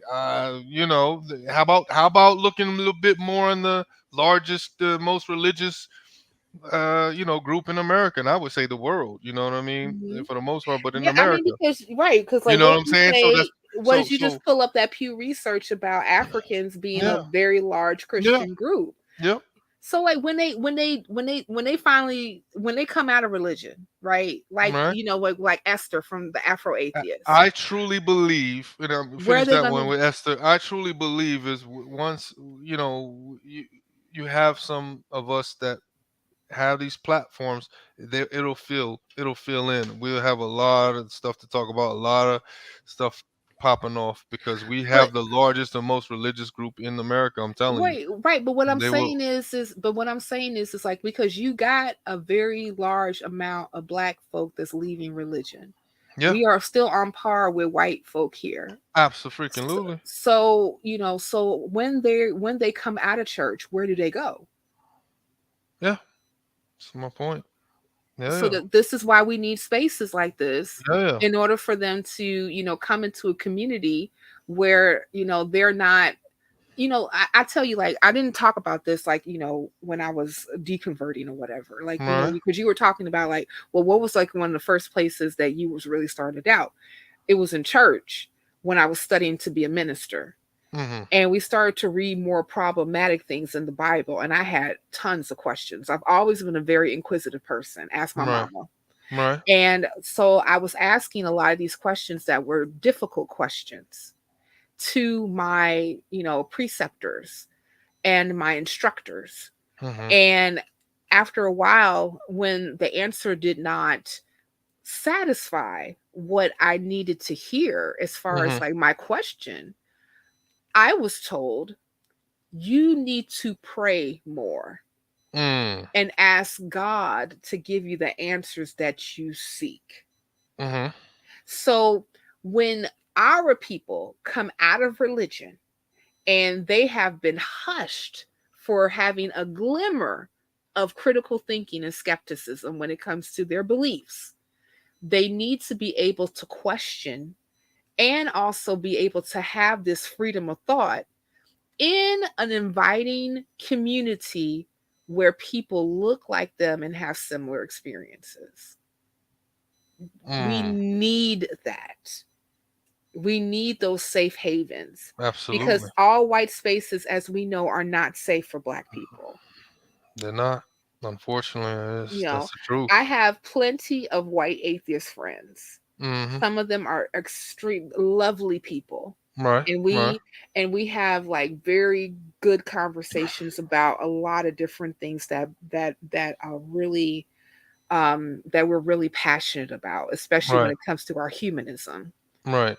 But there are going to be certain things about my experience of being an African American woman in the United States, descended from chattel slavery, Right. raised in church, Mhm. coming out of religion, and then being told that I believe in nothing from people who happen to be related to me. I need Mhm. a safe space. Yep. Yep. And they can't always provide the space that I need because they don't have my experience. Right. Because the layer of Americanness baked in with systemic racism is Mhm. also a thing that we as a whole experience that whites don't. Right. Not like that. Right. So they may see it and be like, oh, that's terrible what happened to that George Floyd person. Mhm. Oh, that's terrible what happened to that Breonna Taylor person. Right. But there it's not them on the news nightly that says like another Black woman has gone missing tonight and we Right. don't know where she is. Mhm. Another Black person has been killed Mhm. by by racist cops. Another Karen has inserted herself into something to do with Black people and caused them to be arrested or something. Right. You heard about those two Black men that were kidnapped by police and tortured. Yes. Yeah, Yep. and we Yep. finally got an indictment in the Yep. There guys who about did it. 6 of them or something. Yeah, Yeah. they Yep. they Mhm. pled guilty. Yep. I mean, but like that happened in January. We Yeah. in August. Yep. Yep. You know, and in actuality, that's pretty fast for us. Yeah. you Right. know, Right. so Yeah. I mean, like, so this is the type of thing. Like, I remember when in the height of COVID, and you saw all these Black people dying more than any group. Right. And then on top of that, you see like this powder keg that happened, especially after Ahmaud Arbery was killed by those white vigilantes in Mhm. Georgia. Mhm. And I mean, like, I remember like being in this room right now that I'm with Mhm. right now, and just like I just felt the weight of being Black on my shoulders, and I just started to cry because it Mm. was heavy. Right. And and even though like, and I remember going out for a walk, and I could do that because at that time I was still skinny. And man, I miss being skinny. But anyway, I digress. One of my white atheist friends, was asking me how I was doing. I said, I'm not doing well. This is a lot. And Right. he asked me, like, is there anything I can do to help? Mm. And I'm like, no. Mm. Because like I said, I can't. I mean, like, yes, you can empathize with me, but you really don't know. Right.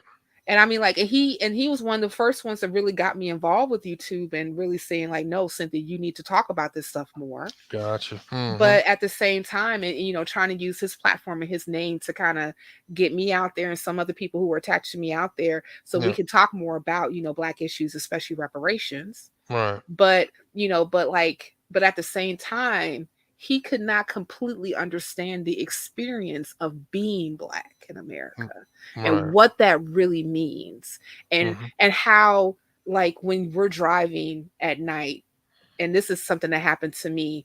I get stopped by a police officer about 2 minutes away from my house, and I'm hyperventilating because I'm afraid that I won't go home. Right. Right. I'm afraid that he might Absolutely. find something Yeah. wrong with me, because that wasn't not too long. That was like maybe like a couple years after Sandra Oh yeah. Bland. Right. Right. And I mean, like, and even though, like, yeah, Chicago's a northern town, but it's hella racist, y'all. Oh hell yeah. It's Oh yeah. hella It's racist. very sectional. It's got Very, sections in this area. This yeah, it's very very segregated. segregated, Right. very segregated. Long Absolutely. history I of remember. racism here. Yeah. Yeah, so like, I get pulled over by two white cops, and the only thing that they wanted to tell me was that one of my headlights is out, You know. which I knew, but I couldn't get it fixed because I was the only Mm, one open yet. right. So Right. so like I'm hyper. I'm like, I'm gonna die. I'm gonna die. Right. I'm gonna die. They're Right. gonna find something wrong. I'm going through my head like, is my license good? Yes. Is my And insurance good? Yes. My car is registered under my name. Like I'm going like all these different things that I'm thinking that should save me, but that should never be the case for anybody to have to go through these particular things, correct. just because of the history that we have with law enforcement here in the United Right. And States. not just that, that RBF I was talking about, that racial battle fatigue that we Yes. go through on everyday racism, and Yes. Yes. that That's subtle that's subtle trauma. piece. Yeah, yeah. You get That's tired. trauma. You You get get tired. tired. Yeah, Yeah, right, right. like some people was like, You know? you still doing reparations work? I said, yeah, but I had to take a break. Right. Yeah. Because because it be, this work is not easy. Right. It's not something that, and it's not something that you can sustain like forever and ever and ever. You got to take breaks. You need the Right. respites. You need A- to chill absolutely. and drink a pina colada. Like Right, right. you Here, got here, to. here goes zoomorphic again. When I've Yes. told other black folks I'm an atheist, I've been met with a "God is going to take care of you" type attitude. Girl. I think it right. I think it's so strange that black Woo. folks believe in God, especially Jesus. Child, Lord, girl, Yeah, let me tell you, I got yeah, stories upon stories about that mess. yeah. I remember I was completely when I finished my certification in community health and I had my first job in healthcare, and Mm, I was working with a woman who was very, very, very, very Jesus-y. mm, Had like a big old huge Bible every day on her desk. yes. She overheard me talking to my supervisor, who mentioned that I was a secular Buddhist. Mm, And so and the reason why, because I did Buddhist philosophy. okay, And okay. so Damn, uh, you was like that one. Like I said, you changed your religion like you did your underwear, like, huh? nope. Secu- Gone. secular Buddhist. Yeah, All secular right, Buddhist. Yeah, it's there you gone, go. you know what I'm saying? But Yeah, still no gods. Anyway, so got you. like so the next day, like, I was working at a Saturday with her. It was just us two. Uh, And she and the only thing that she was supposed to do was kind of just like give me instructions on what we're supposed to do that day, because I was making up uh, hours. mm, And next thing you know, we in a whole conversation about why I am not a Christian, brought mm, on by her. Yeah, I mm. heard you say, or you was talking to our boss, and she mentioned, that you weren't Christian. What's going on with that? Oh I my was God. like, oh my God, are you Right, right, serious? And I'm just like, and whole time, like, it's Saturday morning. I didn't have my coffee yet. I'm like, I don't hmm want to talk about this mess to you. right, right. I mean, like, I said the thing about, and so, when I went through the whole reason why I'm no longer Christian, Uh huh. and some of my deconstruction, including, and I'm sorry to hear about that zoomorphic, hopefully you have a chance to go back, but I know medical Mm, school ain't no joke either. right, But right. but yeah, when she was just going through all this, and I said all this stuff to her, she said, well, it sounds to me that you are more, And zoomorphic. I know you heard the book Medical Apartheid. I'm sure. yeah, yeah, Yeah, I have yeah, that yeah, book. Of course yeah, I have for that sure. book. Right. But yeah, Yeah, yeah. so like, Thanks for that. and yet I talk about like race, on my blog, I talk about like medical malpractice, especially when it comes to black bodies, a lot. I have a Right, few articles on that, right, about anti-blackness in medicine. right. But yeah, and so like she was telling me specifically that what she got from everything I said is that I And left also, church. the delectable Negro. You know, they eating us out there, and in our liver and our parts too. They the that's a whole nother stuff. Anyway, Yeah, I'm about to say, oh boy. I ain't mean to get Yeah, off on a I'm like, tangent. oh boy. Okay, okay, but Right. But I mean, going back to the this. Yeah, delectable part was more so in the past, but they still do the organ, the harvesting type of stuff. yeah. So I mean, like, in some ways, take well, the but anyway, go Gila. ahead. Just real quick, like, Henrietta Lax's family finally got a settlement. Yep, You know, yep, yep. We didn't touch on that. from the Yeah, HeLa cells. That's yep, like in yep, every portion yep. of medicine. But Right, yeah, it's just getting a settlement now. And her right, HeLa cells were harvested back in the 50s. right, So come right. on now. But yeah, Doing all anywho, kinds of experiments on yeah, brothers yeah, and all sisters. types. Yep. Tuskegee experiment. Come Right, on. We have a long adverse history with right. with the healthcare system here in the United States. Absolutely. But yeah. So anywho, like, so she was telling me that this sounds like I left church because of of people, and I was like, I said that's part of it, but to be honest with you, I don't think that. She thought you left church because all that gossip, huh? Yeah, or like like people being bullyish to me in Yeah. church or stuff like Got that. you, got you, And got I told her, I said, well, to be honest, that's a good enough reason for any person to leave you. religion, True, true. because if because like the way that church has been framed, that Hmm. church is supposed to be like a hospital. This is supposed to be a safe Right, space. right. So when you're going to church and church is no longer a safe space, why I would you stay there? that's true. And I remember as a kid, I used to always question the universality of it. You know what I'm saying? I remember I Hmm. used to ask my mom, and like, "Yo, mom, if church as a kid, I was like, yo, if church, because my mom was very pro-black, even though she Hmm. was, she was like, yeah, I was like, why did when I go to grandpa's church, the Catholic church, they have these, a different diverse set of people, but we go to Hmm. this church, it doesn't or whatever. And so I used to question that as well, and the different types of people. And like you said, it should be welcoming. It should be less of all that nuisance I haven't even got in on to talk about when I was the some of the bad experiences I had when I was in church. So that But means we're yeah, just gonna have to do a part two of this, but that's yeah, okay. we're gonna do we're gonna do a part two. We doing it like a Hebrew Israelite, like I told you. We just All gonna right, talk this is straight sonetta because we've been on for more straight than 3 hours. straight up. And this is the second one, the only one. You and Asar Imhotep, out of Asar Imhotep, from the conscious community. We went around this, the former Hebrew Israelite. We went around this long, and I told you we was gonna do the damn thing. But we'll do a part two some other day. And months down the line. Yes, yes, Yeah, or something when like that. time Yeah, permits, hopefully I'll be steady yeah, by then. yeah, But yeah, I keep on yeah, like leaning on that. But anyway, but yeah, like yeah, my whole thing is like church in of itself yeah. should be, if especially if we are talking about God is love, and Right. that's subjective, and Yeah. Jesus is love, and that's questionable, Right. then this particular attitude should be injected in the people that happens to be at that church, right? Right. Right. Now if it's not showing up, That that means agape love. agape love, right? And That agape. agape love, Agape. right, to the point where people was you naming know. their churches, this is house of agape love, You you know, know. And even all the this. baptism. Yeah, but mom, I was in the Catholic church. They just They sprinkle it on us sprinkle when like, we no, got you got to go in baptized. the No, water, you got to in the son. water. You got to And go you got to down in be the and you got to water, get baptized with fire right? in the name of Jesus. Right. And Yeah, in the name fire. of Jesus. But I was raised in the Father, Son, and Holy Ghost. No, you got to go back. Like, Yeah. I do.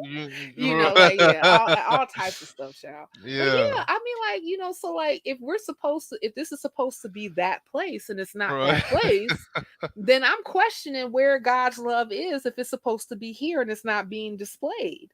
Right. Right. She got real mad at me too, by the way. Matter of fact, she Right.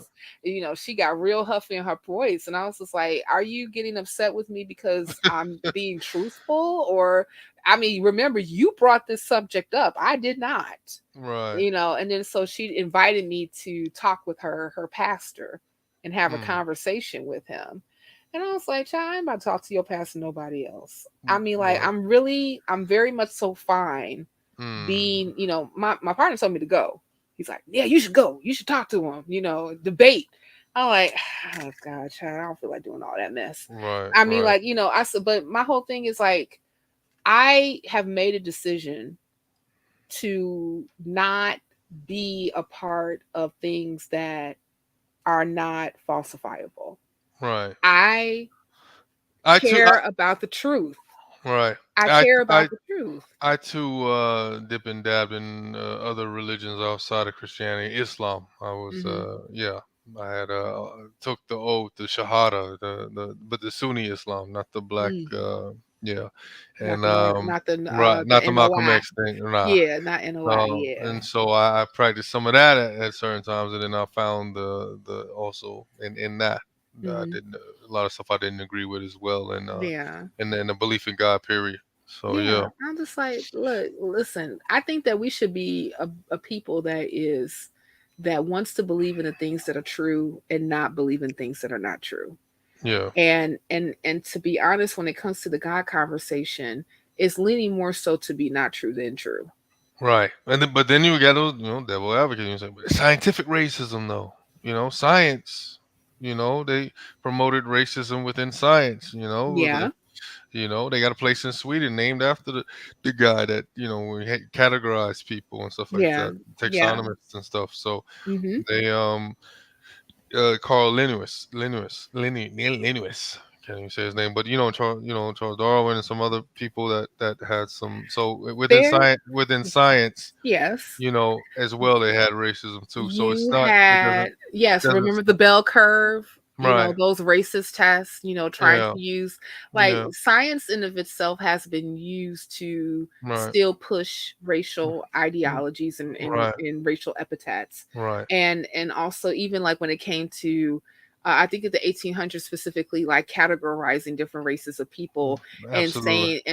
saying Yeah, saying, okay, well, if you're from African descent, then yeah, your brain is smaller so that you yeah, can't hold as much information as somebody from right, European descent. yeah, So that yeah, just means that, African people and people who come from and yeah, people who happen to be related to that continent yeah, is, stupid. We're yeah, dumber or yeah, whatever. yeah, And yeah. turn out to be that was completely pseudoscience itself. Right, right, Yeah. for And sure. I No, was and like, that's been a long, around a long yeah. time. When I there was I told you, a person I interviewed, check out my videos live, click like, subscribe, and all that. When I talk about proto racism, Hmm. you know, and antiquity or whatever, and it had a kind of a different form, but kind of eventually evolved to this concept, whereas they thought that people that came from certain countries that had it easier with more vegetation and stuff, they were lazier because they didn't have to work for it, and people from the Hmm. colder climates were more yeah, they were more active and stuff like that, but at the same time they were more shrewd and more angry and upset and stuff like that. So they had these things not necessarily tied to race way back in antiquity, but Hmm. because of certain climates and certain areas and stuff. So we always had these prejudices and things like that. Wherever there was people. Stigmata. Yeah, Stigmata. Yes. there you go. There you But go. we gonna end this soon. Yes. In 3 minutes or less. For for sure, for sure, no doubt. When the Hebrew Israelites said they're gonna end it soon, 1 more hour. No, Right, no, right. no, no, I no. know. Like But that's why right, I can't right. when Hebrew All like right. push So ahead. back to you Yeah. on this. Yeah. So anything in the works that you got working on that you can talk about Mm. or anything like I that? well, so like us, like That's in one. Chicago, Yeah. we're still moving along when it comes to Yeah. there. I don't have to answer that now. Okay. And you're gonna Okay. hear the dog in a moment, Yeah. so It's all good. very sorry. What kind of Um dog? What kind of dog you got? Pit Bull Terrier. Oh, black folks and pit bulls, man. Come on, man. She's the sweetest dog ever in life. All right. All Oh right. yeah, All right. she would lick you to death. That's basically Man, her. I'm scared of that lock job, man. She is Right. she's a teddy bear, trust. But I got you. but yeah, it's like, so like any person that's in the Chicago area, Yeah, If you are looking for atheist community, yes, we are that's there. what's up. That's what's up. Hit her We up. do meetups every month. I think I'm gonna put up another meetup pretty soon. We're gonna possibly do brunch at a black coffee shop called Afro Joe's. I'm Okay. hoping to get that up pretty soon.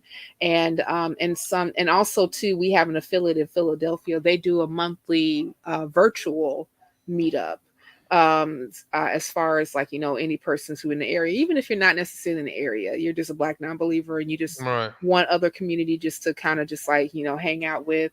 They do that every month. So if you go to meetup.com and look up black non-believers, just join the meetup groups, so that you'll be more, have more information about us and what we do. Right. We're also doing, black non-believers is also doing and raising money for the organization. So if you go to blacknonbelievers.com, yeah, Mm. no, no, blacknonbelievers.org, you can go there and you'll be able to go to the donate button and please, please, please, please, please give, because we're still doing a lot of work, spreading atheism, holding space and safe spaces for black non-believers, and really creating community and also doing social justice work as well. So yeah, please give what you can. And then also, nonprofits is still rolling along. I think that I will be on, I think my next appearance is September, maybe. Mm. I Let me see, hold on. Yeah, yeah, no problem. My next appearance on the nonprofits is going to be on this particular day that I'm looking up right now. There's going to And we be, and we appreciate you, Zoomorphic, for that. Yeah. yes. I think, oh yes. So our air dates is probably going to be the week of August the 27th. Will be on, looks like, with myself, oh, and another black YouTuber from Barbados, Phil Phil the G. Phil yeah, Phil G. the Skeptic Atheist. Yeah, Phil Right. Grant. So Right. yeah, he'll be on with us as well. On And which on which one? Oh, on nonprofits again? Yeah. yeah, on the Okay. nonprofits. Yeah. Okay. Cool. So Cool. Cool. as I Yeah. can hear my kid screaming in the he tired. Yeah. I know he tired. But anyway, but yeah, so got that going on. And so and I'm thinking that we're probably going to be doing, I know that they just did the Try That in a Small Town talk on Women Atheists Unload. But we should be, I'm pretty sure that I'll probably going on with them in sometime in August. Mm. Topic to be determined. But if Right. you actually subscribe to Skeptic Haven, then you'll see when I'm on and stuff like that. So yeah. Right. That's Phil G's YouTube Yes. channel. Yes. Yes. The Yes. Caribbean Spectic, the Bayesian, the Bar guy from Barbados. Yes. Yeah, Yeah. I He's just that's big. the link. That's the link right there. Yeah. Zoomorphic. You have a link to Phil's YouTube. Yep. That's it That's right it. there. Yep. The Caribbean Um, Skeptic. Yeah. the Caribbean He Skeptic and Secular. sometimes he does streams with Esther from the Afro Yeah, he Humanist too. does. He does a The lot of Afro Atheist too. Yeah. yeah. He does a lot of streams with Afro atheists, and I'll throw that up. Throw that up real quick. Why did I? Oh, yeah, man. Let me see. Yeah, unless you find it before me, you can throw it in there. But Oh, the Afro. Afro Atheist. Yeah, I got it. You I got got it. it? Okay, cool. Yeah, let me see. Yep. Yeah. So Phil G's live a lot on this. Oh, I gotta show it. Yeah, He's yeah, Afro Atheist atheist, yep. YouTube And channel. The he's doing Nigerian more, sister. Yeah, yeah. And he's doing more the out of the Nigerian in the UK, in out of the the yeah UK. Nigerian Out of the sister United out Kingdom. of the out of the Hmm. UK. Yeah, Esther's So dope. they're doing now. They're doing a lot more live on TikTok. I think. TikTok, yep. Right. Hmm. Yeah. I haven't really transitioned. Yeah, Yeah. I think I think I'm still on the long format, the long form type Yeah. of person. I mean, I still haven't got the YouTube thing down, so It is what it is. I just do what I do. Yeah, yeah. And then lastly, there was one more thing. You were about to mention one thing about no, your eyes getting wild. We about to get off. We about to no, no, I think you were about to mention earlier on. I cut you off something about Afro atheists. Man, I don't remember what you was about to mention. But About the Afro atheist. yeah, I thought you was about to mention something. It was about an Oh hour no, and I was just saying 30 that minutes or something like she's that. See, I no, she remember. dope. Oh, okay. She No dope. doubt. No, Esther's Right. dope. I love Esther. She's so sweet. Yeah. Yeah, I've No, definitely I love her too. She yeah. definitely we you got that's what I love about we that's why we need a network because you got different personalities and different type of black folks and she's one of the sweet types. I ain't and but we need everybody for everything. You Well, know what I mean? she's sweet when she's talking to you, but No, but she's when sweet when you talking about everybody. No, I get you. When you talk yeah, about religion, when she's especially talking about Africa, religion, yeah, yeah, especially she's back a home. Oh, savage. yeah, Yeah, she's definitely, definitely. well, yeah, and probably a good thing to have her come on to talk more about like, Yeah, especially like when you're talking about the rise of and like how religious yeah, like Africans are. yep, yep. Yeah, I told her. yeah, and I know Yeah, yeah, that's a great topic, yeah, yeah. especially when you see like some of like the weirdest things that's like coming out of You know, like and like especially churches. especially for the diaspora, they talking about, oh, Yeah. yeah, going back home to the motherland. Oh, All right. Now you want to go to the motherland? Let's see what the motherland. Let's pull it up. Pull up the footage. yeah, pull the footage, I'm like, I'm straight. Yeah, I'm straight. yeah, Like I don't mind right, visiting, but and there's some right. people if they want to go ahead and repatriate, Right, right. More power to you. More yeah. power to you. Mm. But all right, we can talk all day long. But I Yes. think we did enough. Over 3 hours. Yes. That's something right there. That's probably a record for you right now. Yeah, I thought this. That I was on unless you Sonetta. are unless you're on nonprofits. Oh yeah, when you was she was on Sonetta. Yeah, Yo, me and her was on Sonetta for different things. 'Cause I was on yeah. Sonetta for cussing a coon out.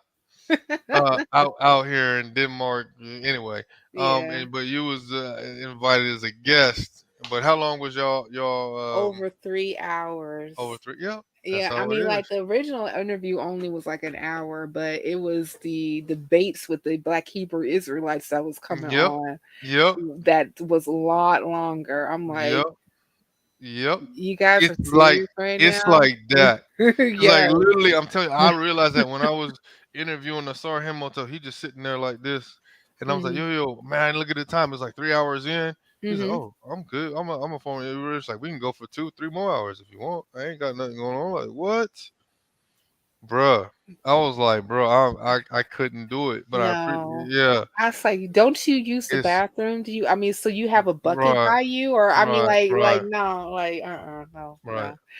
So, yeah. But But yeah, that anyway. was a long one. Yeah, it's Mm. all good. It's all good. But all right, then I will holler at you until next time.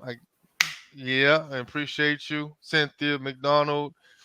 Yeah, any last words? No, before you walk the plank? No. Before I walk the plank. No, what I should have, I wish I had a hat. I would just throw it in the air. Right. Yeah, you know, absolutely. That's the signal for all black people everywhere is just to Right, take your hat off in the air, just get all Mary Tyler Moorish and that's it. right, Yes. right. No, but And, it's no, but and thank you so much for having me. I had a great time, yes, looking forward to coming back. for sure, for Love sure. you Family, people family, that family. came in. Zoomorphic, you're great. Yeah. And hopefully we get a chance to get the And word out a you little see bit quicker. love, and you see love too. And You you see see love, love, yes, thank yeah. you. You Yes, see love, Zoomorphic. You've been awesome. yes. Everybody else, if you're gonna watch this later, click like and subscribe and all that. Check out her links and what Cynthia is doing. She's gonna be on the nonprofits. I need it. That's the last one I'm gonna throw in here. Hmm. Okay, the nonprofits. Let me put it in because that's your flagship. That's Yes. your thing. Yes, that's the one. That's the show I work on the most. The podcast I work on the most. Right. Zoomorphic said, "Yeah, the black signal. Yes, yes, The yes, blast signal. I know yes, that's right. yes. That's what's That's what up. it is. Yes, Yeah, yeah." for sure, for sure. Yeah, the black signal. You see love, love right back at you. You see love. And that is the show, the nonprofits, Yep. is where you will see her real soon. Yes, Yeah, yes. again and again. You can go some older videos where she tackles subjects like reparations and affirmative action and all a lot more other Hmm. subjects there. All that stuff. Yeah. All that. Alrighty then, y'all. It's been real. It's been good. The real Nordic Black family. I appreciate all of y'all. All right. Peace. We about to end this. Bye. Let's see.